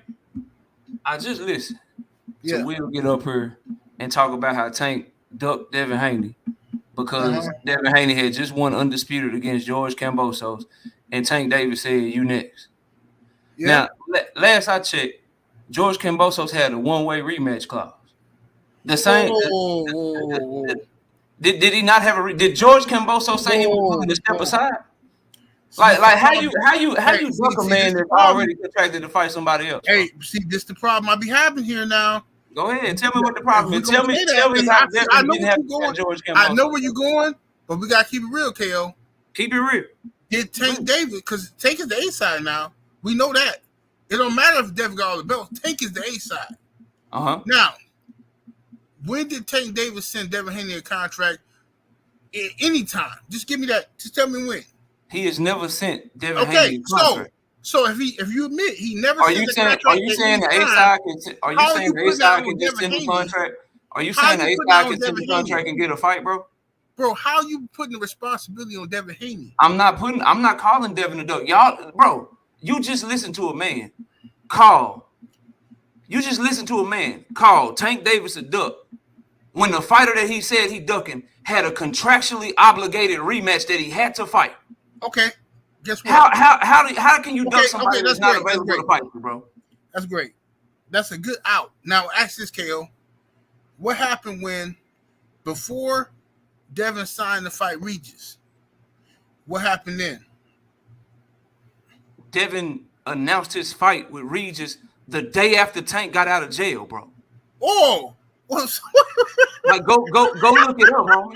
No. You can laugh, but Tank Davis got out of jail on July 14th, which was a Friday. Devin Haney went on Twitter and said he was fighting Regis Prograis on July 17th. He called Eddie Hearn. He called Eddie Hearn to make the Regis fight 5 days after he fought Loma, bro. These are all documented facts. You can laugh, but that's a fact. 100 with you, KO. Look, bro. Go ahead. I fuck with you, bro. I fuck with you too. You a boxing head, right? I am too smart for that, bro. You know damn well Tank team told Devin Haney they was gonna send that man a contract. Even if, and then Calvin Ford this what we said heard. that This shit, what we bro. heard. Calvin Ford ain't in control of. That's like that nigga Church saying something about Devin business, bro. Let's keep it 100. No, hell no. That's totally different. Come on, bro. If Church No, come out to tell you something about Devin Haney, no, you that's taking totally it serious, different. bro. Calvin Ford is the trainer. Okay, that's like Now- Mickey.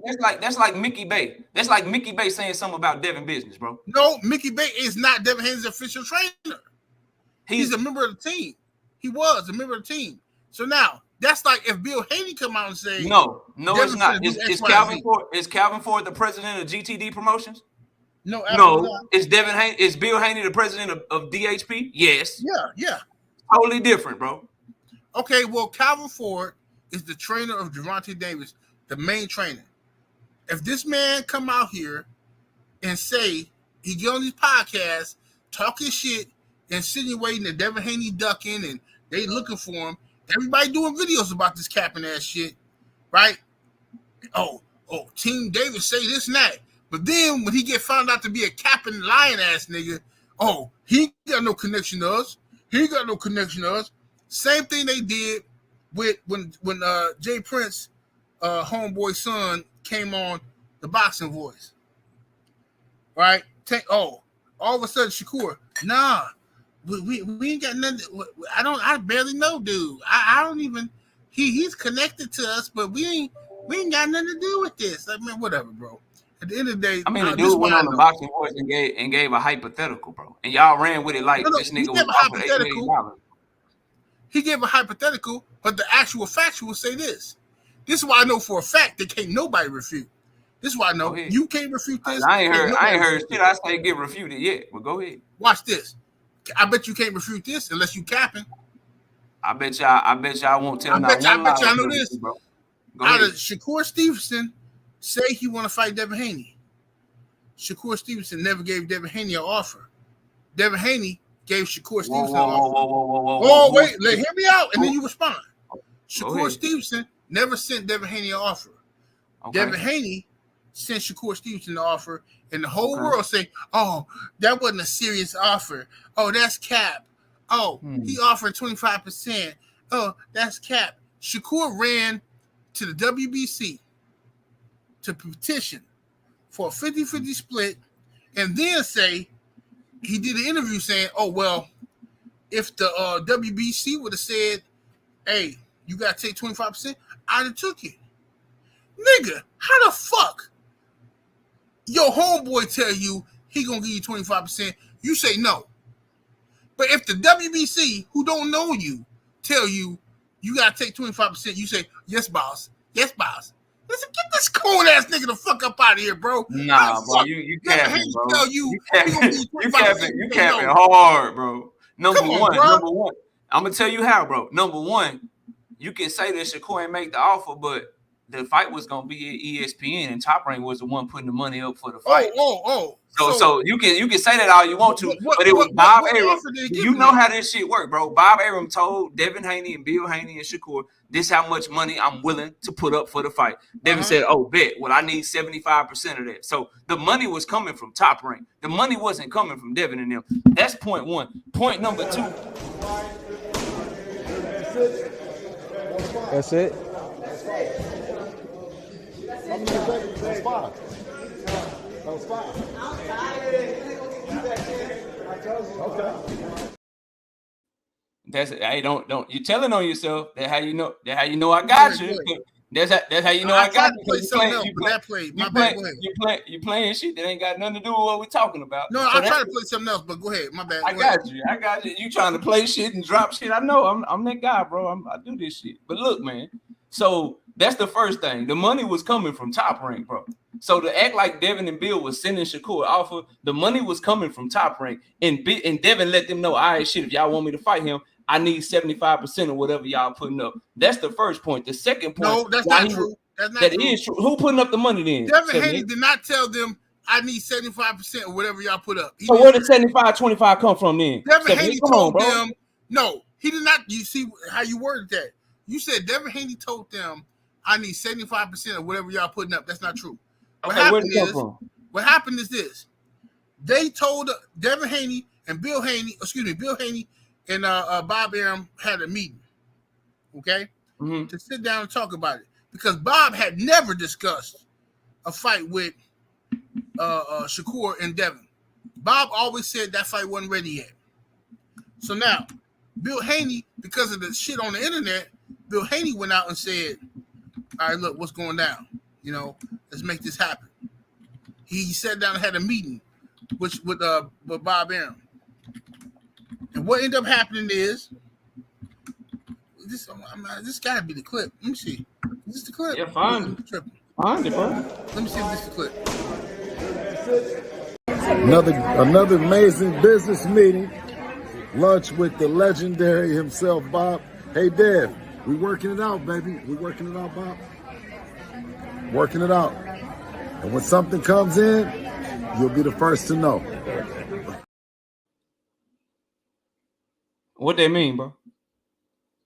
Now, at the time Bill Haney did this, you remember, don't front KO, you remember, at the time he did this, everybody, the whole internet was talking about Devin Haney and Shakur. Bill Haney went and talked to Bob Arum about the fight. As a matter of fact, at the post-fight press conference, but after the Lomachenko fight, somebody in the crowd asked Bill Haney, "Oh, what's up with Shakur Stevenson?" He said, "Hey, look, Bob ain't came to us with no offer for no Shakur. Bob ain't said Shakur name, right? Because he hadn't." Bill Haney went and made that conversation happen. Bob Arum say, "All right, dude, this is what we got here. For Shakur, we can only give you this much, right? We can only give you this much. So let's say hypothetically, I don't know the number. Let's say hypothetically it was 10 million. You're saying what I'm saying, bro. You're saying that Bob was putting up the money for the fight, bro. You're saying the same thing. You just no. We're around. not saying the same thing, because you said that Devin Haney. Said, who was putting up the money for the fight? No, you said that Devin Haney said he needs 75% of whatever y'all come up with. That's not true. Who was putting the money up? If they came to Devin Haney and said, "We got $20 million for you and Shakur," Devin Haney would not say, "I need 75%. Who was putting up the money for the fight, bro? Who was putting up the money for the fight? Top Rank is putting up the money. ESPN, I should say.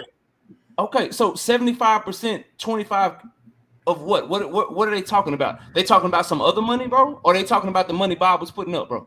Where's 75, 25 come from, bro? Come on, dog. Bro, no. You once again, you're not listening. Yes, Devin Haney wanted 75%. Of what? Of the money that Bob was putting up, bro? Of the money that was offered.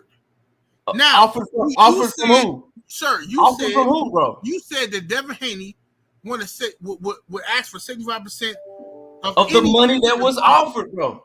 That Bob was willing to put that's up. not what you said. Rewind the tape. Can I ask a That's question? not what you said. Go ahead, Focus, bro. Come on, bro. Hey, so, bro, you said. Yeah, what up, Focus? Salute, homie. What's good? What's up, Knockout? Salute, Sean. Hey, Top Rank put up the money? Yes, sir. And so if Top Rank put up the money and Shakur is signed to Top Rank, shouldn't Shakur be asking his boss for more money? His boss didn't think he was worth more than 25%. Nah, bro, that's not how that shit work. When they putting up the money, Devin Haney is the A side over Shakur, bro. So Devin tells them like, "Oh, you putting up this money? Let's say it's 8 M's, bro. Let's say it's 7 M's. Let's say it's 10. Whatever y'all want to say it is." He telling them, "All right, shit, that how much y'all willing to put up? Shit, I take the fight, but shit, I need 75% of that." And so, based on what he was asking for, they can only pay Shakur whatever that is, bro. Okay, that's how that shit works. Okay, so now here's my question for you. Floyd Mayweather experienced the same thing with Oscar. Did Floyd take it so he can get the fight, so he can become the man? Yes or no? Yeah. Did Shakur take it? No. Shakur ducked? No, that's not true, bro. That's not true. Number one, Oscar is a bigger star than Devin Haney could ever be, a dream of being. At that point, I hope Devin Haney blow his ass out the water and get way bigger than him. But taking 25% against Oscar De La Hoya is way more money. Remember who you talking about, folks. You talking about Bob Arum. This nigga put up 10. Hold on. This nigga put up 10. This nigga put up $10 million, bro, for Terrence Crawford and fucking Sean Porter. He was only willing to put up $10 million for them. No disrespect to Shakur, no disrespect to Devin, but they way bigger than him. So you think, just imagine how much he was willing to put up for Devin and Shakur if he was only putting up $10 million for Terrence Crawford and Sean Porter, bro. So taking 25% against Oscar De La Hoya or 25% against motherfucking Canelo Alvarez. It ain't the same as taking 25% against Devin Haney because Devin I Haney is hear not what as you're big saying. as a matter of fact, focus. The promoter that just put on Devin Haney's first and only pay-per-view told you that he barely broke even on him. That he barely broke even on the fight, meaning he didn't get in the black, bro. He didn't make no money off of that shit. So you think so imagine Bob Arum with his cheap ass don't really want to promote black fighters anyway, homie. Imagine his cheap ass coming off of you breaking even. Imagine how much money you think he willing to put up for your fight, bro. True. Just think about that, homie. You make a lot of valid points. This is the bottom line, though, bro. This KO. This is the bottom line. Shakur Stevenson was given an offer, and he wasn't willing to negotiate. Instead of him coming back saying, "Hey, man, 25 too low. Can I get 35? Can I get 30?" He didn't say nothing. He went and ran to WBC to get the belt. That's what he wanted. That's facts, bro. Like, are you sure he didn't negotiate? No, he didn't. I know for a fact he didn't negotiate. Because Bob Arum Stevenson himself said he didn't negotiate. Bob Arum said that the offer was unrealistic. Bob Arum said he didn't negotiate. And in the petition, I encourage y'all all, bro. Go read the petition. In the petition, his lawyer that wrote the petition says we tried to negotiate for 2 weeks, but to no avail. And so that's why we are petitioning. So what was the counter offer? If they tried to negotiate for 2 weeks, what was the counter offer? They didn't put I don't know. Because they lying, bro. This is what I'm telling you. I don't know. I can say anything. I can say, man, I was negotiating Beyonce for her pussy. But you know what? She didn't want to go. She didn't do. I can say anything. The last time Shakur negotiated with his boy, everyone can say anything, y'all. But what you can't hide is your actions, bro. And the actions of Shakur Stevenson's team was that of the actions of somebody that wanted to fight. What you can't hide is you know them videos exist. All right, before I get to time, Shakur Stevenson's team, some snakes. First of all, Shakur Stevenson's team claimed they want to fight Devin Haney. And I notice you keep skipping over this fact, KO. What am I skipping over? Because I want to address Shakur everything. Stevenson, the nigga admitted to you, to the whole world. Oh God! I called Devin Haney out and then hit him up privately and said, "You know I wouldn't trip, bro." Y'all, at the time this happened, y'all was all on the internet. Oh, Devin Haney ain't keeping the same energy for Shakur. Why Devin Haney woo? Whole time, Devin like, bro, this is my homie. He didn't really want to fight me. He just doing this because they telling him to do this. Then, as time go on, Shakur steady hating on him. He's like, wait a minute, this dude really hating on me. What the fuck going on, bro? I thought we was cool. You ignoring that part. I'm not ignoring it, bro. With new information, you right. He did that. But as time went on, he started pressing for the fight. And then he offered him to fight. As time went on, he said, "Fuck all demons. Nigga, you got what I want." Said no. Is that true or not? Devin Haney offered him to fight, and the nigga said no. If Tank Davis come out right now and say, Devin Haney, after Regis, I'm gonna give you 25% of the overall proceeds. If Devin Haney say no, everybody gonna call him a duck. Y'all gonna call him a duck. 25, y'all gotta understand this, bro. 25% from a revenue generator, bro. From somebody that's bringing it, it's different from 25% from Devin right now, bro. It just is, bro. And that's still the biggest fight he could give us real up in here, man. Let me go to A-side. What's happening with him? And that was hundreds of millions. Hey, what's going on, General? How you feeling? I'm all right, brother. How you doing? I'm doing good. So, knockout. You know what I'm saying? I just want to keep it honest, right? So everybody put out the Bill Haney clip with him talking to Shakur. They was friends at that time. Shakur was like a nephew to him, in my opinion, right? So he had stated if it got hot at 135, you know, we had already agreed that we're gonna fight at 140, 147. It's like, y'all go ahead and have the 135. That's like somebody talking to their nephew, like, nah, nephew, go ahead, take over. You know what I'm saying? We got our plans in place. This is what we're going to do. This is how we're going to do it. For Shakur to sit on that for years, that will let you know that he had some nefarious thoughts in his head that he was going to use for later on, and he did. Because why would you have that type of video for somebody who you close to, right? So let's move forward a little bit. He had pretty much called out Devin Haney, right? It blindsided Devin Haney because they had an agreement as friends that they were going to fight later on. So once he had blindsided Devin Haney, he had then jumped into Devin Haney DMs and pretty much in a nutshell said it was a publicity stunt. So if he knew that he had told Devin that it was a publicity stunt in his DMs, but they treating your friend a certain way in public, you're telling your friend not to answer in private, but you're letting the social media dog your friend in public. That's not cool. And that's not the actions of a friend. That's not the actions of somebody who I would consider a friend at least. So with that being said, Bill Haney had to defend his son at some point in time. If somebody asked him, Bill, what was this with Shakur? Why your son not keeping the same energy? Bill Haney is known to tell the truth, and that's what he did. He told the truth. Him and Dev talked. They DM'd each other. It was a publicity stunt. Shakur Stevenson said it out of his own mouth. He did not want to do that. They made him do it. Okay, case in point. The pressure pump up even more on social media. Everybody is going at Devin. Shakur still haven't come out to defend his friend. So Devin then sent him an offer and say, hey, look, we can fight at this amount. He don't bring nothing to the table. He's not a champion coming up at the 135-pound division. Devin had already stated for the past couple years that he can't make that weight at least healthy anymore, but he still gave his friend an opportunity at Undisputed for 25% of all proceeds. I didn't think that was a flat rate. It was 25% for Undisputed, period. That's from what I understood. Shakur Stevenson then told him no, that was a bullshit offer, but then turn around and state that he would have took whatever offer the WBC would have had mandated from them. The WBC cannot mandate Undisputed. They can only mandate someone to fight for their belt. So you mean to tell me if the WBC said, yeah, we do think that the Undisputed champion at this division, which is Devin Haney, do deserve 75% and you do deserve 25%, you would have fought for that. So if the other offer was bullshit, that the offer that the WBC would have made would have been a bullshit with cow piss on it, because you wouldn't have had Undisputed. Now, you had stated in multiple interviews that you had beat up Devin Haney multiple times in sparring. You always got the best of him. You're going to make it look easy. That would have been the time to back your words up. Hadn't you had actually done exactly what you stated that you was going to do, you would have beaten the Undisputed champion at his prime, and people would have looked for you to fight none other than Gervonta Tank Davis. You would have had all the leverage. There would have been no pushback as far as who was the champion, who took their lumps, and who earned their right at the Gervonta Tank Davis fight.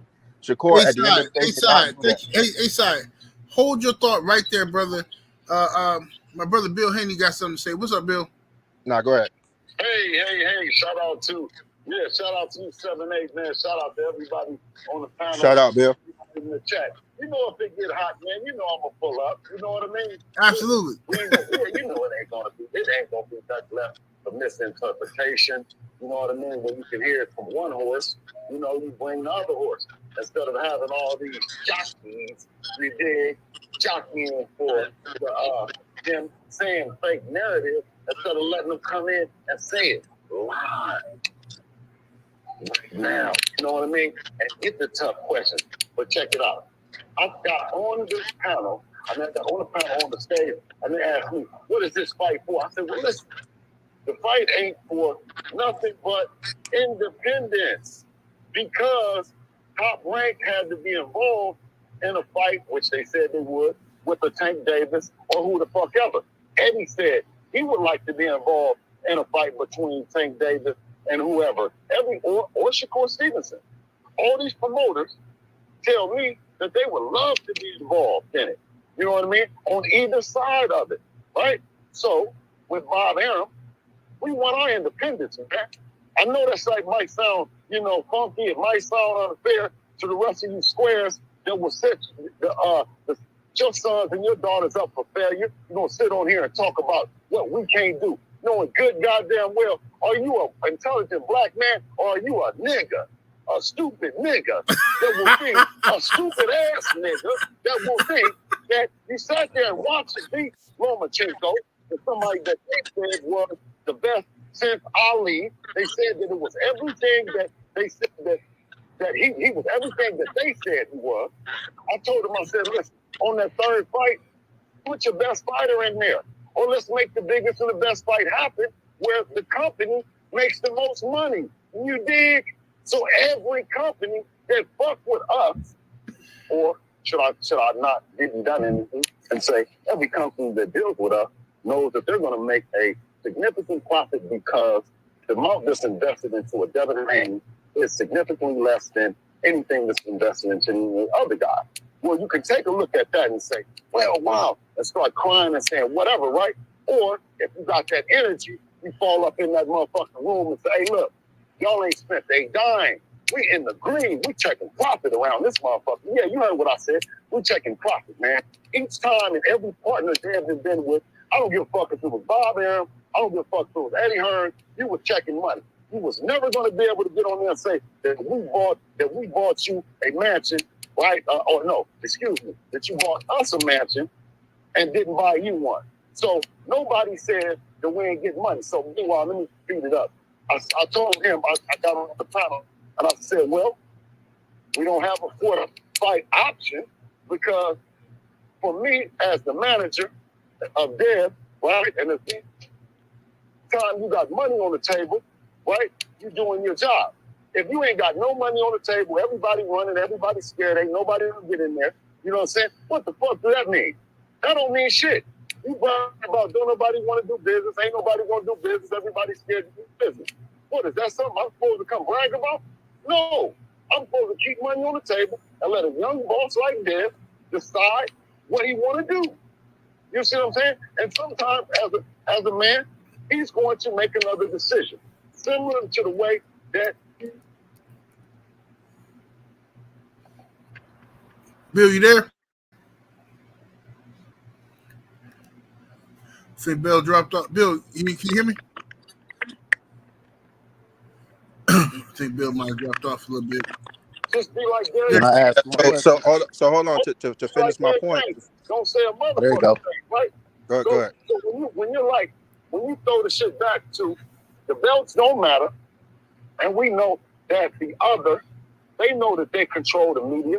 Yeah, we're doing good. We got some platforms here and there, and I support and love you guys dearly. But I know that they have a monopoly on the media, and they control the media, and so on and so forth. So when they say who's hot based on the media and based on marketing, well, they gonna outdo us. But as a culture and as black people, we fought to get the belts to prove that we are the champions, even though that we didn't control the media.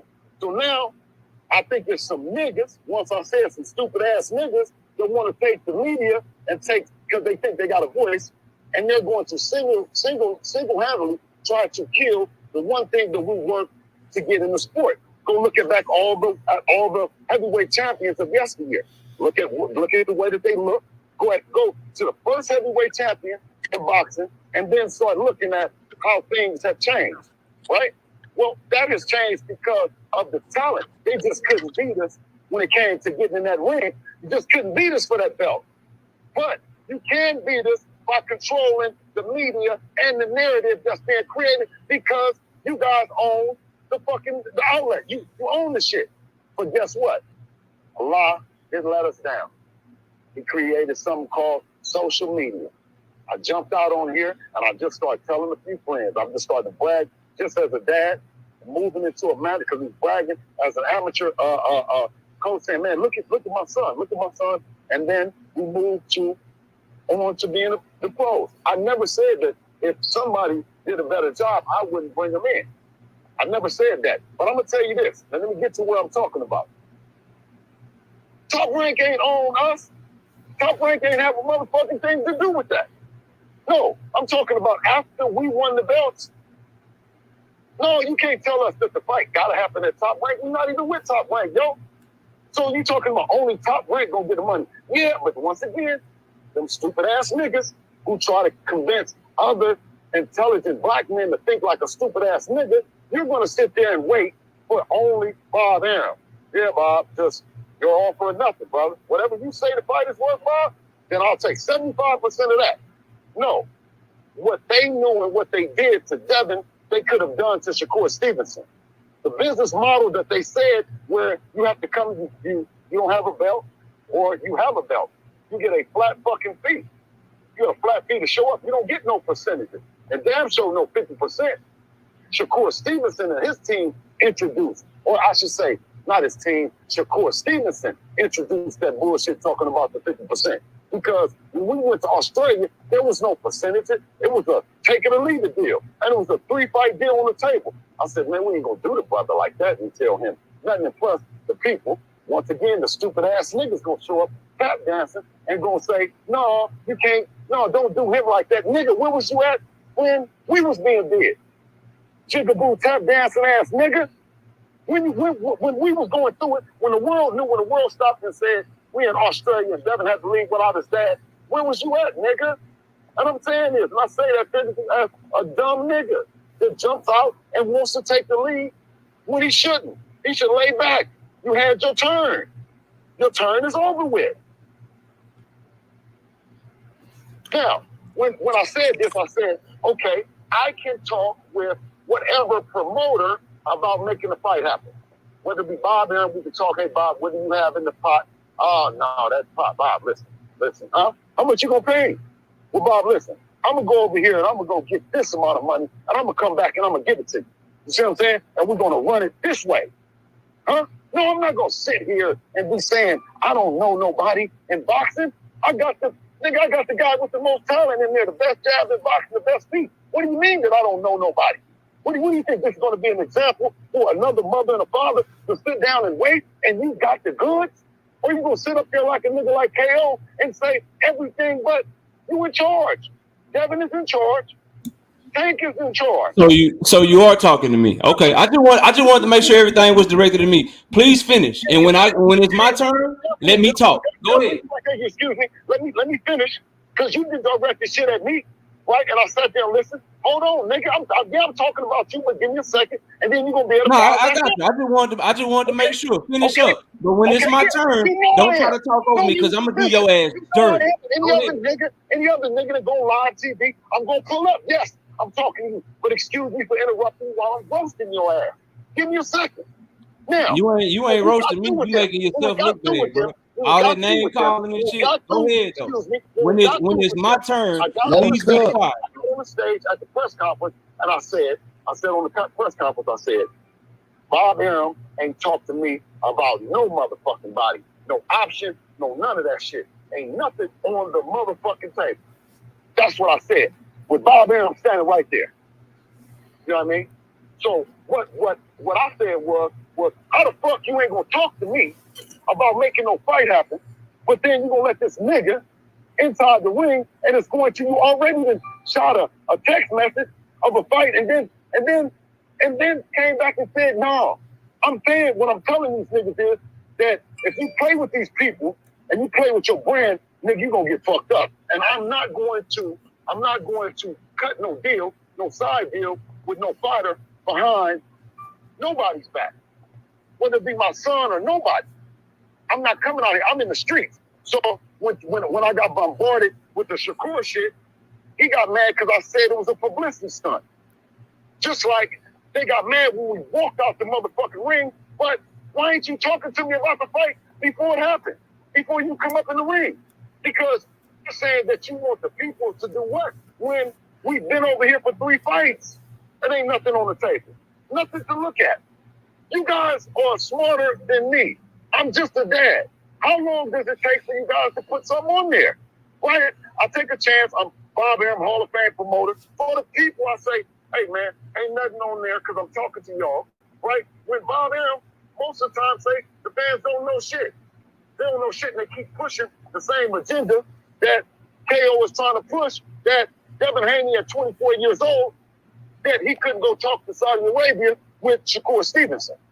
That he couldn't have put nothing. So when dude said 25%, he came back because I was maintaining that you should only get the fucking 2.8 flat fee because you don't got a belt, you're not traveling, you know what I'm saying, and it's only 1 fight. We got 3 fights, 2.8, you know what I'm saying, and some more shit, and got to travel, right? And they tell him that he can't go with his dad, and then the last minute, I come. So I said, you know what? All right.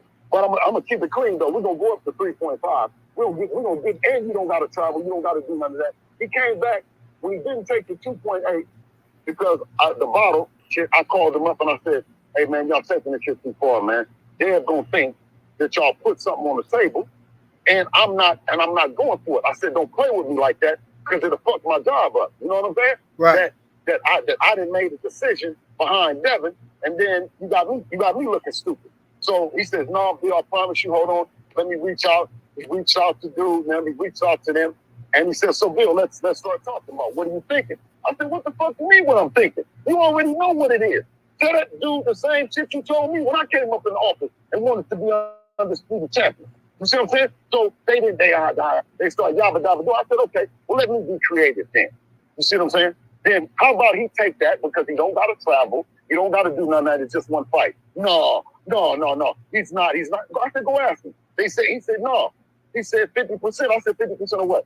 Like everybody else said. I said 50% of what? What are you talking about 50%? He said, yeah, you want 50%. I said, 50%, man, you ain't even, what are you talking about? Where's the 50% gonna come from on your behalf? Because I know what Bob's gonna bring to the table, right? And I'm saying this, Bob,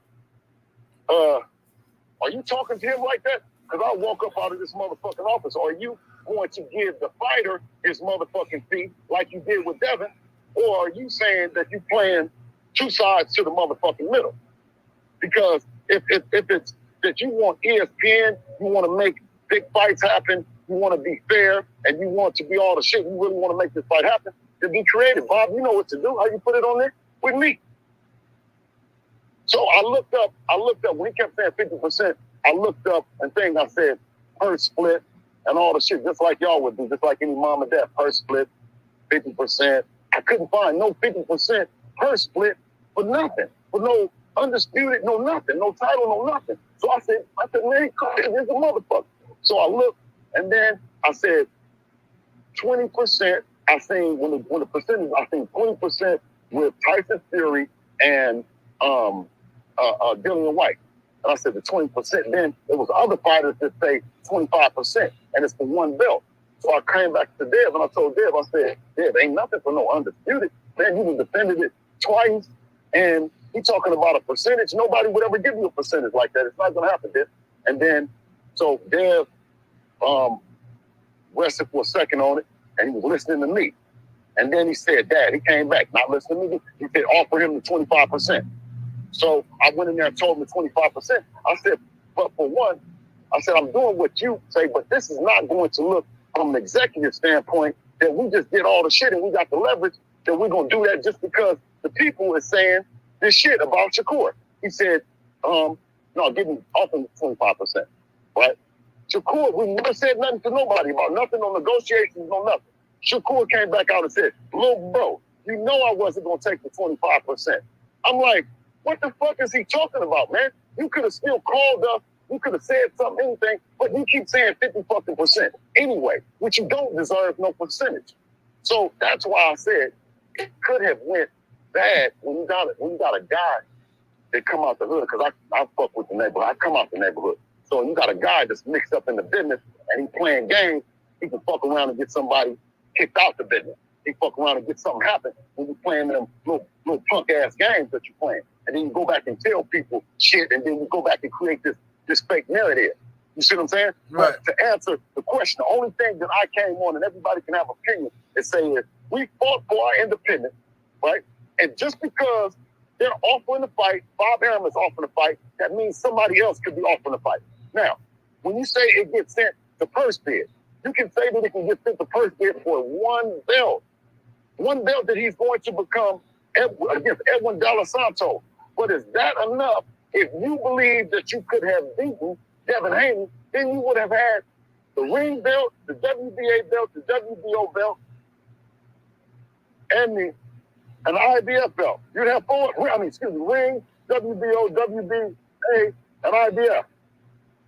So it was 4 other belts. So although 50% can depict becoming a world champion, never in the world would 50% depict becoming an undisputed champion. So I believe that Bob Arum and us could have worked it out, could have went back and forth about it and worked it out. But and maybe even Jay, maybe me and Jay could have worked it out behind the scenes. But they put the ball in Shakur Stevenson's hand to do it. I know firsthand, I was the one negotiating. I was negotiating with the attorney directly to Shakur Stevenson. You know what I'm saying? And Jay moved out the way. Jay said that, it's up to Shakur. They said he was the boss. It's up to him. So there's no sense in calling Shakur ain't no sense in calling Bob Aaron. The man keeps saying it was 50%. And then the last thing that I heard is that he said that it could have been another percentage if the WBC had said it. Well, you didn't get you wouldn't have had the WBC, the WBA, the WBO, the IBF, and everything. That's not a fair depiction. So you come back and say that, oh, it's fair, the WBC, but that's not undisputed. And I'm going to show you why. Because we can no longer fight. If we're a WBC champion at 140, we can still give Tank Davis the opportunity to be a lineal champion. And if he wanted to, right? At 135. We still have options and we still have leverage that we worked at. And no, all you stupid ass niggas, eat it. We're not going to make no decisions because we got to, because of y'all want to do it. If you don't like it, then do something about it. You know what I mean? Pull up. That's what you're supposed to do. And then give a guy a deal that he can't refuse. And I'm going to show you this, and I'm blasting. I'm going to go. Every guy that made the most they done made fucking with Dev. So when Dev said what Devin said about the 25%, now this goes back to when you talk about a percentage and you're not talking about a guarantee. For one person or one promoter, he feels like the fight is going to blow up. He's really optimistic about it. And he feels like Shakur's take would be $8 million. You have another promoter take who feels like it would be $4 million. You have another promoter's take that says, man, that motherfucker gonna go off the roof. It's going to be $16 million. Shakur Stevenson was not an opportunity. He was not in the position that he thought that he was. And if he was, he should have been very much more calculated than standing on 50-50. Okay. Can I ask Bill a question for you before you roll out? Okay, no, I just want to say, nah, bro. He wait all that shit at me. Y'all gotta let me talk back. I'm gonna let y'all cook. Look, I just want to ask. You need to stay right. You need to stay right where you at. Look. We're gonna let KO go. We're gonna go to KO, but go ahead, Bill. What you say? I said that was the point that I wanted to let go. Now everybody's gonna have an opinion, but what I'm saying is, don't put us with the people that we can't do nothing, because then that's a reflection on us, our culture, and our character. We said when we got the ball, give us the ball, and we're gonna run. You see what I'm saying? Right. So guess what? It wasn't another opportunity at it was an opportunity at the Zone and Eddie Hearn to go and Devin to be 2 division world champion, inshallah. So we took it. But when you look back at what Shakur's next move was, it's all relative. It all made sense. Well, why would you want to take a fight like that? And everybody say it's a tough fight. Why would you take a fight like that? Right? You said that the tickets were selling. You can go everywhere. Everywhere that we done been, it's selling. Right? And we young. They're young. He had a stadium fight. He had a stadium fight in Australia, overseas. Then he had an arena fight sold out overseas. Right? Then he had a arena fight at the MGM sold out. This one going to be sold out. But the one thing is Devin saying in the sold out arena, the opponents ain't doing the same. So for you to say, yeah, but Devin fights good opponents, definitely. We're going to fight. We're going to bring on somebody good. It's a merit. And each one of those guys been good. So that lets you know that Devin is the best dance partner for any of those guys. Now, that's all I got to say. I don't have to argue and say they ain't shit or they ain't none of that. But when you talk about Devin not being that and not being the guy that you're supposed to go out your way and you're supposed to do everything and try to make it happen with the people, then you something is nervous about you. You're giving off nervous energy. You're giving off fake vibes and just talking tough and saying all this shit. I know because y'all like to hear that from fighters when they talk tough and they don't talk mannerable and they don't talk respectful. Well, it's a new day, man. I hate to tell you, man. It's a new day. And it don't look like my boy has changed in no time soon. And look like we might be influencing some other good fathers and good kids around the country. You dig what I'm saying? Yes, sir. So y'all take that narrative and shove it up your ass, man.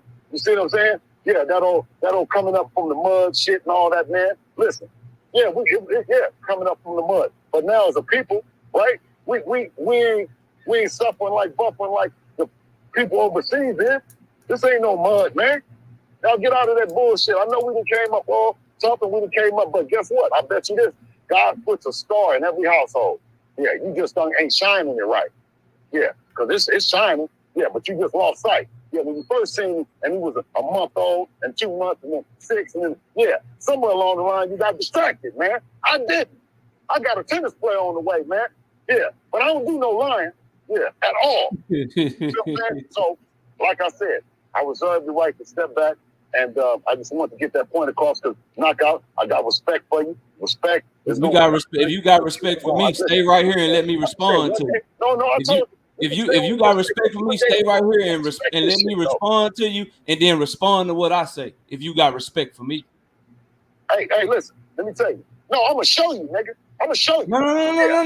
I just was quiet while you talked and said a bunch of bullshit for 25 minutes. If you got respect for me, Bill, let me respond to you, and then you respond to what I have to say.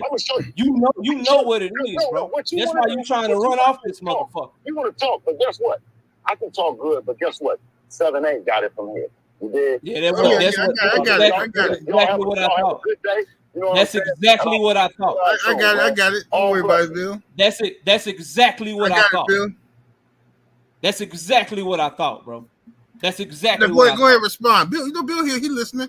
He'll call back in. Go ahead. That's exactly what I thought, bro. Number one, bro. This idea that, we got all the belts, so the percentage can't be this, and it's for all the belts, so that shit is different. It's not, bro. Whoever is up in the mandatory rankings, that's who they go by. So if Tim Tszyu and Jermell Charlo, when he was undisputed, bro, if he would have had to fight Tim Tszyu, and let's say they couldn't come to a deal, since Tim Tszyu was the WBO mandatory, those were the rules that they would go by. If Terrence Crawford and Jerron Boots Ennis fight, and it's called by the IBF, because Terrence Crawford and Jerron Boots Ennis cannot come to a deal, they would go by the IBF purse rules, because they are the ones that are ordering the fight. It is their turn. So this idea that, we got all the belts, so you what really about can't Canelo? Go percentage, that's cap, bro. And y'all, and this is my issue with y'all. Y'all sit here and y'all let him do that shit. And then he basically just confirmed to all of y'all that Bob was putting up the money for the fight, that the 25% is real, and that Shakur Stevenson went to the goddamn sanctioning body, the WBC, and ordered the fight and was willing to wait. They didn't want to wait because they were scared that it might be the 50-50 that he was asking for. He wanted to wait. He wanted to wait. Bro, you just let that man talk for 30 minutes straight, and I talked for 2 minutes. Go ahead. And so when he went to the goddamn sanctioning body, they said they would order the goddamn fight. And what he didn't want to have happen is that Shakur would cut into their money, and rightfully so, bro. But only thing I'm saying, I didn't call Devin a duck not one time up here. What I'm saying is, what y'all can't do, what Bill cannot do, and what y'all not gonna get me to believe, bro, is there somebody who put a fighter in a position to either vacate his belt or fight them is the one that's ducking. Shakur is literally about to fight for the belt that Devin got put in recess over. He's about to fight for that motherfucker because Devin decided to fight Regis instead. It's not a bad fight. It's a good fight, bro. It's not. It's a good fucking fight. But the problem that I have is that we talk all this good brother shit and all of this, but he is literally downing other young black men to uplift his son, bro. Whoa, he's lying on people, dog. And y'all are just letting him lie on people, bro, over and over and over. What other black man he talking about? He just lied to you about, oh man, we got all the belts, so I ain't never seen this in this. And then he told y'all I ain't never seen where you could get 50-50. That's cap. If everybody in this chat that goes in this motherfucker and reads the WBC rules, you will see that for extenuating special circumstances, they allow for 50-50 based on the fighter market value. Case in point, if Tank Davis becomes Shakur Stevenson's WBC mandatory, he could make a case that because of market value, he would get 50-50. It's in their rules. Now, I don't think they would have even gave Shakur 50-50 because he's not a bigger name than Devin. But he's literally up here telling y'all shit that is not factual that you can go read for yourself. I encourage everyone, you can go read for yourself what I'm saying. And it is 100% true. And y'all will ignore it just because Bill said it, bro.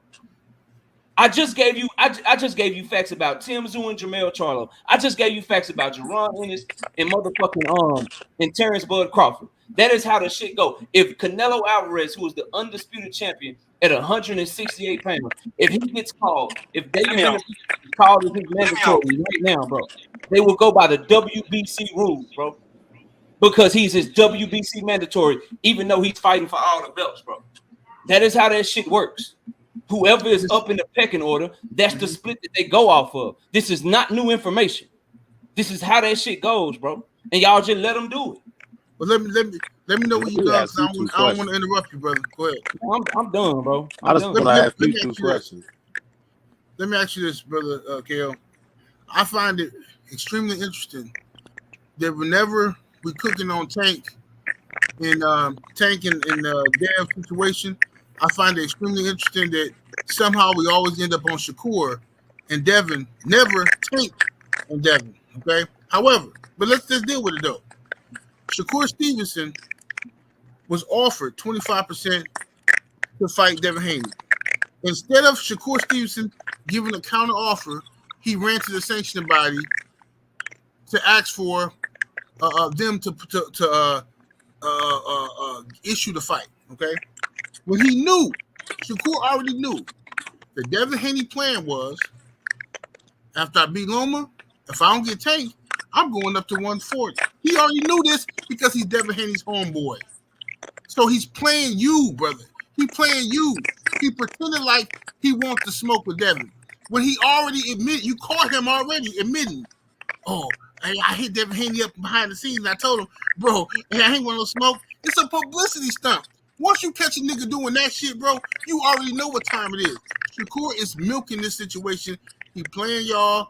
Y'all believe in this shit. He using y'all hate for Devin Haney, okay, to cap. Why Shakur ain't out here campaigning for a Tank fight? Tank still at 135. Why he ain't out here pushing for Tank? Why he ain't calling Tank out every other 5 minutes? Why? Devin at 140. What you still talk? Every interview he do is about Devin Haney, a guy who ain't even in the division no more. Why? Because it's never been about him fighting Devin. It's about him using Devin Haney to cloud up off of. He clouding off of Devin because he's jealous of Devin Haney. Will, what you got to say, brother? I'm going to you, okay. Go ahead, okay. I'm gonna say this. I had to pull over for this. I just sit here and listen. I heard what you said, KO, and you sit here and you did the exact hypocritical thing I thought you would do.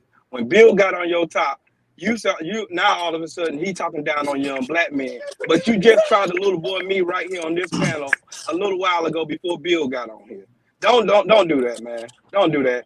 We all know the fact and everything I've said before. What are you talking about?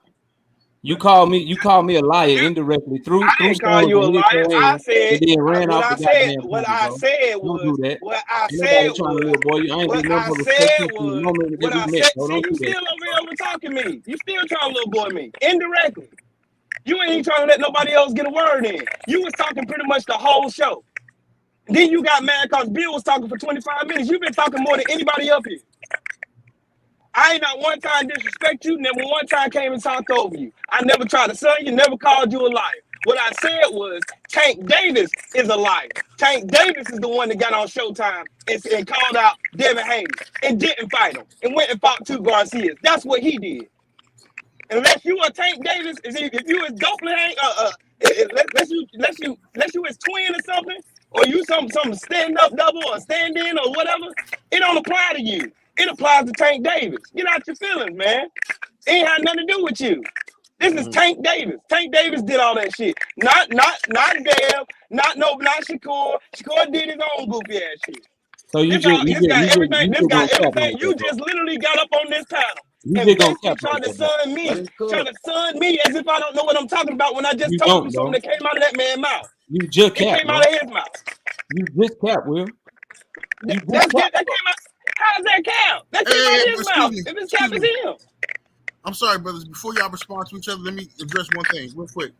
To the brother Trav that was back here trying to get in, I told you why I didn't let you in, brother. I take certain stuff very seriously. I have a lawyer on the situation. My attorney advised me not to have any contact with you You came on YouTube and accused me of trying to kill you, brother. That's what you did. Okay, now I don't know if you was having a mental health episode or what. Regardless of the fact, I'd be a fool to let you on my show when you accuse me of something like that, something that can get me locked the fuck up. I don't know what you dudes is doing nowadays, if that's just clout chasing or it's just the new era of the internet, but I'm a felon, homie. I can go to jail. So I'm not playing no games with you. You're dangerous. I'm just not going to do it, all right? I appreciate you sending in donations and stuff like that. That's all good. My lawyer said, hey, take his money if you want to send it in, but don't you talk to that dude, and that's what I'm not going to do. So that's just the real. You want to hear the real? That's the real, brother. So go ahead, KO and Will. Will, let me ask you a question, bro. When Tank Davis said what you said, he said, did Devin have a rematch clause and was he in the middle of a 3-fight deal with Top Rank? Yes or no, bro? Come on. He said, what did he say? I didn't hear the question. What happened? I'm asking Will. I don't know if he got disconnected or whatever because he keep y'all all saying the same thing. So I'm asking you again. Bro, I'm gonna tell you something. Here's what happened. It don't even matter. It's a yes or no question, bro. It don't matter. It's a yes or no question. Did Tank have So fights lined up? So rematch clauses. Hold on, bro. Did Tank have fights lined up? Because this is the shit that y'all do, bro. Rematch clauses don't matter. But when we was all pushing for Deontay Wilder to get his third fade with Tyson Fury, they mattered then. But when it came to Devin Haney and George Kambosos, now you're saying it don't matter. So I'll ask you again, bro. That's organic. That ain't what I said. That ain't what I said. One. That ain't what I said. When Tank Davis said that ain't what I said. That is not what I said. That ain't what I said. Putting words in my when mouth. Tank Davis said that Devin Haney was next, when he said that Devin Haney was next, did Devin Haney have a rematch clause and was he in the middle of a 3-fight deal with Top Rank? That's a yes or no question, bro. Yes, but I got a question for you. Didn't Tank know that he had a rematch clause with Kambosos when it was being openly discussed that he had the worst deal in boxing? No, you can't answer my question. He said I'm answering your question. He said he didn't know. Now you can say he lying. Now we all knew, but he didn't know. We all knew, but he didn't know. Okay, all right, dog. You got it. Hey, salute to you, 7. I'm gonna go back to work, dog. I'll let you know. Yeah, have a good day at work. Okay, brother. Let me address. 7-8, I appreciate the platform, bro. I'm gonna hop off too. I gotta get some shit done, man. But okay, thanks brother. for having me up, man. Salute to you. Damn, I had a question for you. Salute to you. Oh, go ahead, bro. I got 5 minutes. Go ahead, bro. What's up? We good, 7-8? Yeah, I'm here, brother. No, we good to ask him a question before you go? Yeah. I'm here, bro. Go ahead. Okay, yeah. So you was just saying like all that stuff you was talking about the mandatory and shit. So basically, the way I hear it is, if you a mandatory, if Tank is not a champion, he can never be mandatory. You know what I'm saying? If he the A side, that's the best position to be in. Can't nobody force you to do nothing. So like, with all that said, is he not ducking being the champion for that reason? What do you mean? I'm not understanding your question, bro. Like are you saying? Are you asking me since he the A side and he not sending? Since he the A side, that means he ducking by not sending the contract. No. What I'm saying is, since he's not a champion, they can never mandatory him to fight nobody. You get what I'm saying? So he don't want to be the champion. Is that the reason he ducking being the champion? Is that the reason he ducking being the belts and ducking Devin and all this stuff? Because he don't want to be forced to fight people. My answer to that question is he ain't ducking Devin Haney, bro. Go ahead. My answer to your question is he ain't ducking Devin Haney. We don't agree on that. You asking the question assuming that I agree that he ducking Devin Haney. He ain't duck Devin Haney, bro. Okay. All right, that's cool. Okay. All right, hey, 7-8, bro. Much love to you, bro. Hey, man, I appreciate you, man. Shout out to my homie 7-8, man. Thanks for letting me chop it up with you, bro. Yes, sir. And you always welcome. Come through. Just let me know you want to link.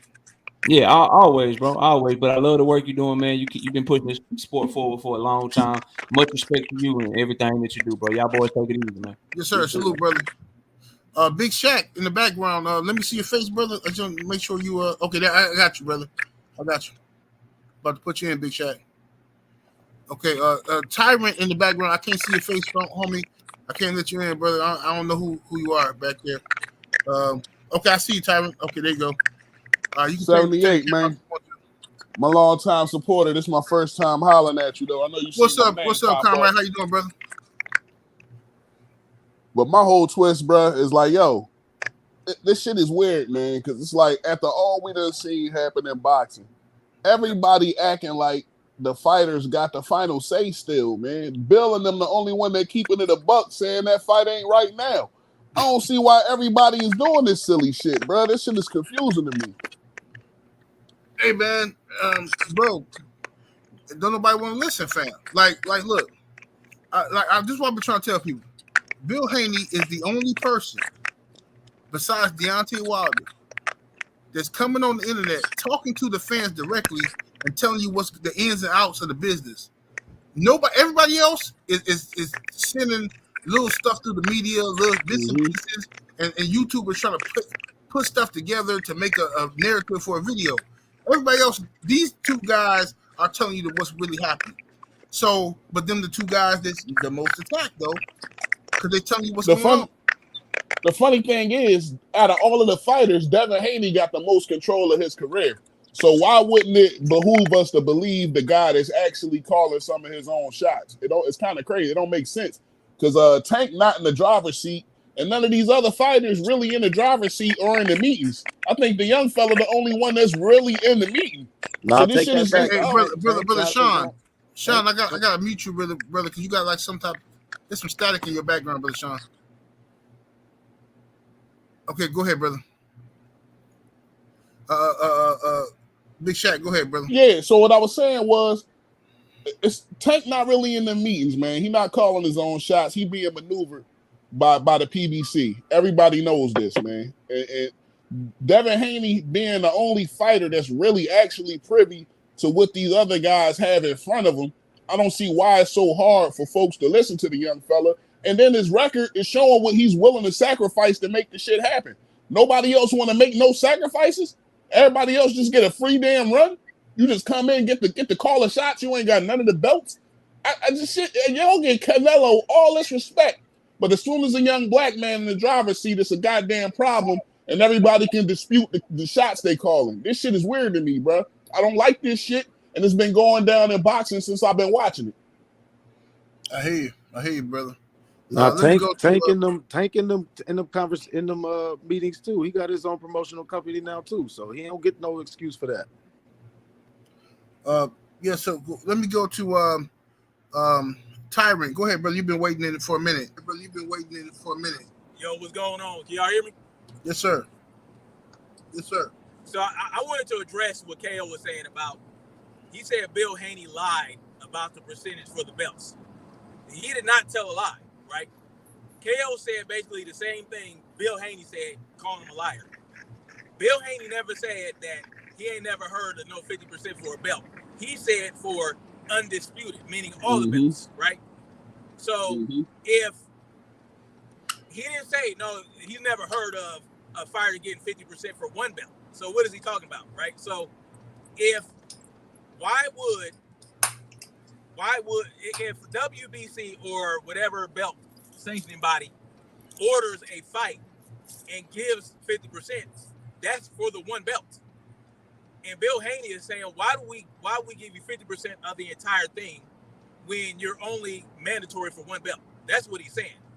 Bill Haney never lied. He said he's never seen someone get 50% to fight somebody undisputed for all these belts. That's what he's saying. So I don't know what KO is talking about, but he did a real slick, like try to make Bill Haney look like a liar, but he never really did. And I'm going to tell y'all why. I'm going to tell y'all why everybody hates Devin Haney so much. Because Devin Haney is not a street dude and has a father in his life that's looking out for him. Bill Haney, Devin Haney has never disrespected anybody. He never tried to act like a tough guy. He never, you know what I'm saying, all that other stuff like that. The Charlos do. He's never done any of that. But for some reason, everybody comes for his neck like it's nobody's business. The bottom line is Devin Haney is an excellent fighter, right? And yeah, he doesn't have all the power in the world and all that other stuff, but he's never been dropped. He's never been stopped. He's won all his fights, and that's just the bottom line to it. And everybody want to say he has a weak chin, but he never got dropped. He's never been dropped. You know what I'm saying? He's taking stuff flush. He's taking stuff straight to the chin, but he's never been dropped. I don't understand how you call someone weak chin or glass chin when, he got wobbled by Linares a little bit. Okay, that happens to fighters. You know what I'm saying? It happened to Tank Davis. It happened to other fighters. I've never seen it happen to Shakur. That's what I will say about Shakur Stevenson. Dude barely gets hit. But to say that, Devin Haney ain't got no chin, all this, that, and the third, it's complete and utter nonsense, right? And so I think that everybody hates him because his father is so diligent and so gung-ho about his son. I mean, I don't know what we're mad about. Everybody projecting their daddy issues all of this kid. Well, let me go to the brother. Let me go to the brother. Let me go to the brother Bullet Gibson real quick, brother. What's your thoughts on it? What's good, 78, man? I've been subscribed for a long time. I always sit back and watch y'all boys. UBF, Blue Blood, KO2. That's the Brody. I always go back and look at y'all boys talking. What I'm seeing, this is my thoughts, because like I already told KO, I'm focused on December 9th. I'm a real Devin Haney fan, bro. I'm focused on December 9th, Devin Haney finna whoop Regis. But what we doing is, or what some of these guys are doing, they're stuck in this game of who's telling a lie. Oh, this guy telling a lie this guy telling a lie that. None of that's gonna help them in the ring. When Devin Haney beat Tank Davis' ass, none of that shit matters. But if y'all want to play this who telling a lie shit, that's y'all. Y'all can be stuck in this game. It's cool. Oh, I call Bill them and this like here. I call Tank Team. The only one that I don't care about, bro, some real junk is Shakur Stevenson, because I feel like he a whole ass dude. And I'm gonna just leave that at that. But Tank Team is the only team that openly y'all want to see, because they stuck in they stuck in the timeline of the now. But they're not looking at the time when Devin Haney was vehemently coming after Tank Davis, talking to Floyd, talking to Leonard. Leonard Ellerby shutting down interviews. Oh, the fight not ready yet. You guys don't understand. His nostrils flaring up. They don't talk about this shit. They stuck in from the 2020 to up until now. Oh, this is the only time the fight been available. No, Tank Davis had the regular WBA belt. Devin Haney won Devin Haney won his belt when he won it. And any time Tank Davis can inflict the thing where he can fight for Devin Haney's super belt. But they stuck in the money and all. It's like the same shit they doing with the and I picked Earl to beat Bud as well, but they doing that same shit. It's the same cycle. None of that matters when they get in the ring. Tank gonna get embarrassed, and it's gonna be all y'all fault because y'all sit there and try to play the game of this guy lying and shit. That don't mean nothing, bro. When the fight happens, y'all gonna see. But I just want to say that first, because I fought with KO heavy. I fought with you, 78. I fought with BF and all you other guys, man. I really support y'all boys. But that's where I'm at with it. They stuck in this game and this mindset of, oh, I gotta catch Bill in this lie. So just to prove that Tank never ducked, bro. The man team openly said the fight not ready, and they want to say they came up with a fake narrative that Bill them turned down the fight. No, Steven Espinosa and Leonard Ellerby kind of exposed the situation without people noticing, and they put a flip on it. Leonard Ellerby said Devin Haney had preliminary talks with Tank Team, but the fight not ready yet. Steven Espinosa actually said there were preliminary talks, but we acknowledge Devin Haney has a lot on his plate. He never said Devin Haney walked away from the fight or picked another option. He said we acknowledge Devin Haney has a lot on the plate. And somehow they flipped that into saying, oh, Steven Espinosa said Devin Haney ran away from the fight. No, that never happened. Tank Team said the fight wasn't ready. Devin Haney tried to talk to them, and they turned it down. That's just the reality of the situation. So I'm keeping it on December 9th. My fault. Go ahead, brother. No. I agree with you. I agree. Well said. I just said, like, the funny thing is Tank ain't even got no network no more. Exactly. So the fact that the people trying to suggest that Devin somehow ducked Tank went to jail, right? Right after Devin Haney beat Lomachenko, Tank Davis's team came out and told the internet, we want Devin Haney next. Devin, you better not run, you better not go nowhere. We want you next. We finna send a contract. Everybody went crazy on the internet with that, and I told people then it was cap. I said, bro, they've been saying this for years, bro. It's cap, man. Just don't even fall for this. They got all excited, got hyped up, Then when Calvin Ford get proven to be a liar and a capper, now all of a sudden Calvin Ford he don't hold no weight in Tank team. He don't make no decisions. Now all of a They sudden don't hold him accountable. Now they don't hold him accountable. Right. So Shit we crazy. can't hold him accountable now because he get caught capping don't mean nothing. Right? Tank. So now Devin said, I'm gonna move up to 140 and fight Regis. But before that, matter of fact, Devin say, okay, everybody keep talking about Shakur. Even though Shakur told me privately he don't really want to fight me, I'm gonna entertain these guys on the internet. Tank, he said, excuse me, Shakur, 25%. 25%. So instead of Shakur saying, nah, bro, I think 25% too light, man, let's do 35, let's do 40. He didn't say nothing. He ran to the sanctioning bodies because he wants to fight for the vacant title. That's what he wants. He wants the title. He don't want to fight Devin. Because 50 was preposterous. 50 was ridiculous. Hey, let me ask you a question real quick while you cooking. Yeah, go ahead, brother. So look, he lost the belt on the scales, remember, right? At the last division, right? Absolutely. So in my mind, this is what I wanted to ask Bill for real. I wanted to ask him if he think there's any credence to what I'm thinking in my head, because I think I cracked the code on this shit. So like, if I'm asking myself, really, y'all should ask yourselves this too, because the real question is always in every situation. The only real question is why. So I'm like, why would he want to do that? So I'm thinking in my head, he probably always wanted to come at Dev and contend for it and make it like a super fight while he had the belts. Had he not lost the belts, he would have been, angling at this fight next.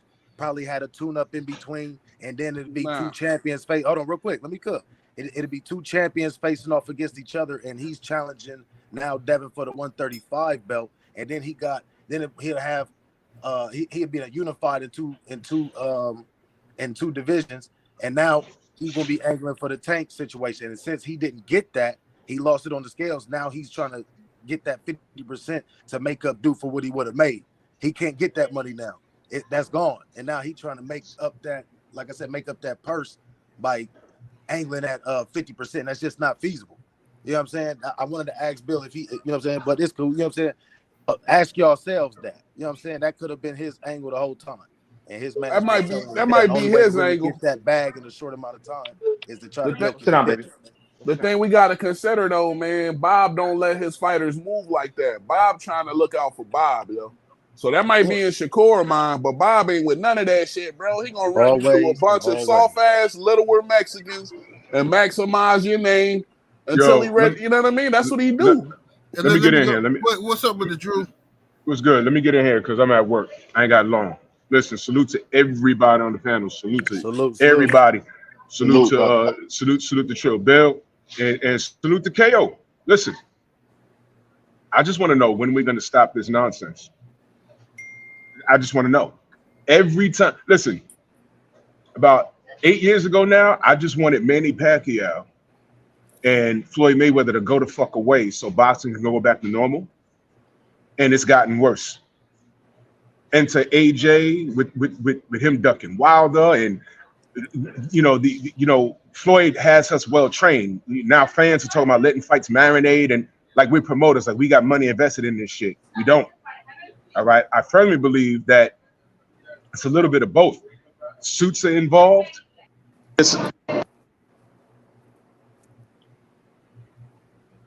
Hey, you went blank, fam. Oh yeah, I got a call. I'm sorry. It's a little bit of everything.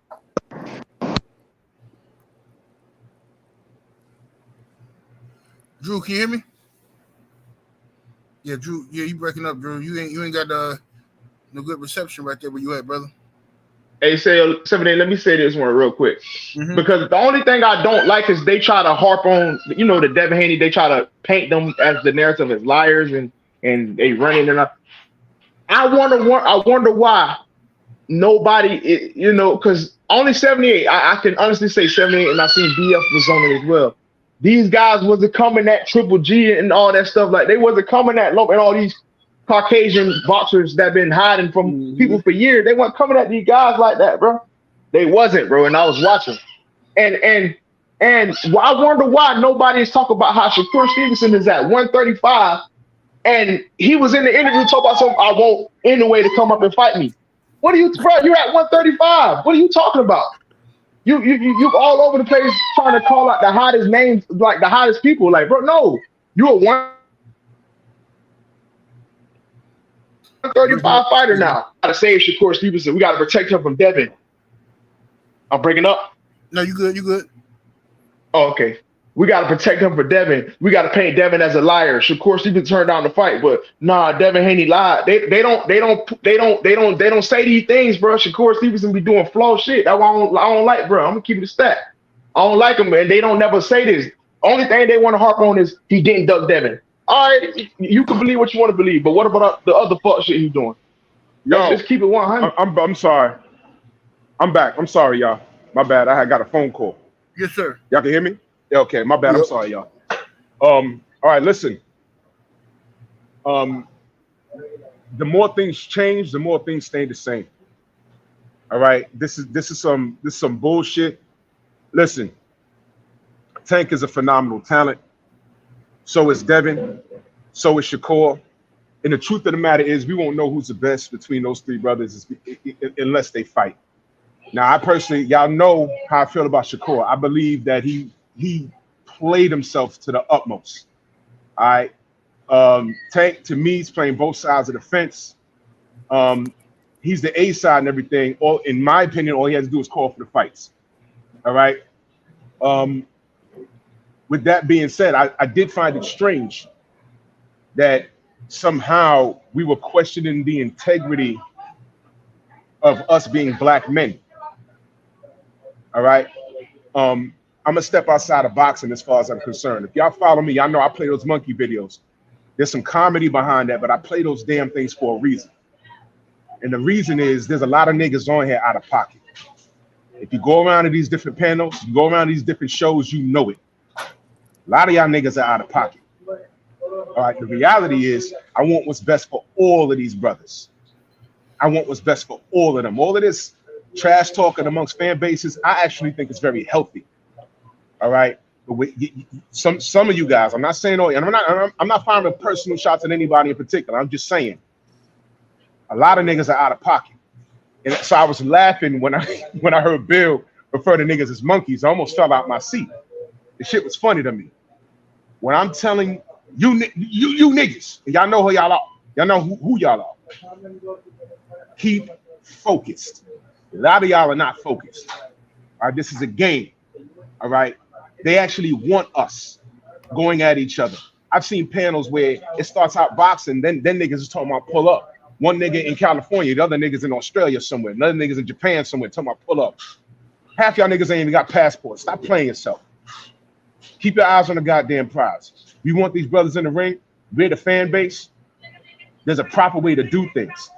Bill gives us access to him directly. Deontay Wilder gives us access to him directly. No one else is doing what these guys are doing. All right. We need to appreciate it. All right. We need to show our love and appreciation to the fighters. All right. We need to stop disrespecting one another. We need to stop that shit. Some of y'all niggas is doing the most. I see some of these shits in the chat. It's ridiculous. All right. The etiquette conversation kind of like threw me for a loop because it's very, very, very, very, very funny. All right. So in closing, before I get the fuck out of here, support these kings. Look, Shakur is a phenomenal talent, but he pissed me off with his behavior. What was off it, in my opinion, he was supposed to take that shit because now he's about to fight De Los Santos. That is a dangerous fight for way less than what he was going to make with Devin. What was he going to get with Devin? He was going to get 25%. He was going to get his first pay-per-view. He was going to get a shot at 4 belts, right? And he was going to get Devin drained. Those are 4 things. And he said no. Don't forget that. I'm out of here, y'all. Peace. That's the illest part to me. Shakur ducked the fade, bro. Shakur ducked the fade. Let's not get it twisted. Like, yo, man, either he wasn't allowed to take that fight. That's whatever. That's neither here nor there. But on paper, he ducked the fade. You had an opportunity to clean up the table and be the man at 135, undisputed. 25% more bread than all you made put together.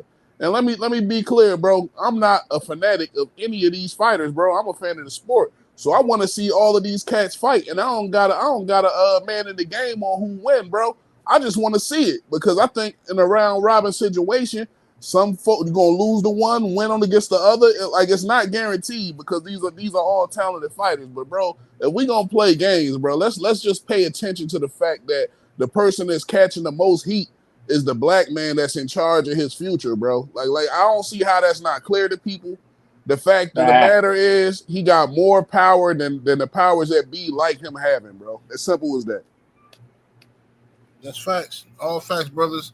I want to thank y'all, brothers, for joining me, man, today. It's a good cook-up. You know what I'm saying? We're going to try to do this more often and get brothers on the panel, have an open panel.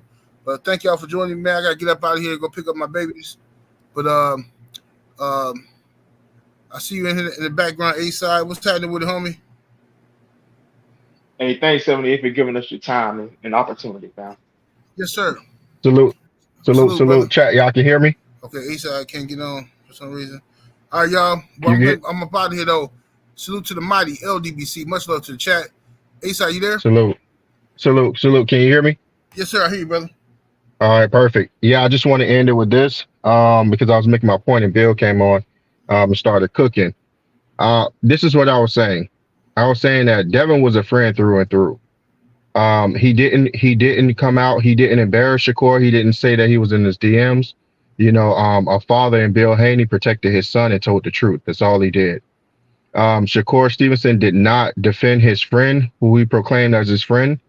He did not defend him publicly, as he had challenged him publicly, and then he had, messaged him privately, that's some bullshit, man. I'm just being honest with you, 7-8. And so when Devin did send the offer, because he do have that energy, I don't care what nobody say, he has that energy that everybody state that he don't have.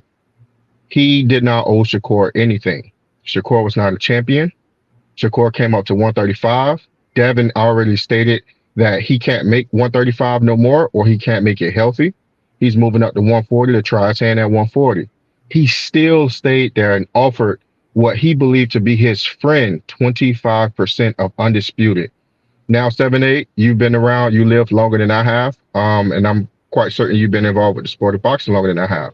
Have you ever heard of a time where somebody offered someone undisputed for 25 and at 25%?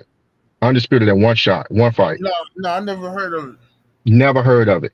And have you ever, 7-8, heard of somebody staying at a division that they're not healthy at and that they've been supposed to move on from just to give somebody else an opportunity? Never heard of that either, bro. Never heard of that. So these are two things you never ever heard of. So here's the thing. When they say, why didn't Devin Haney stick around to make sure that he got the fight with Shakur? He was giving Shakur an opportunity that Shakur didn't deserve.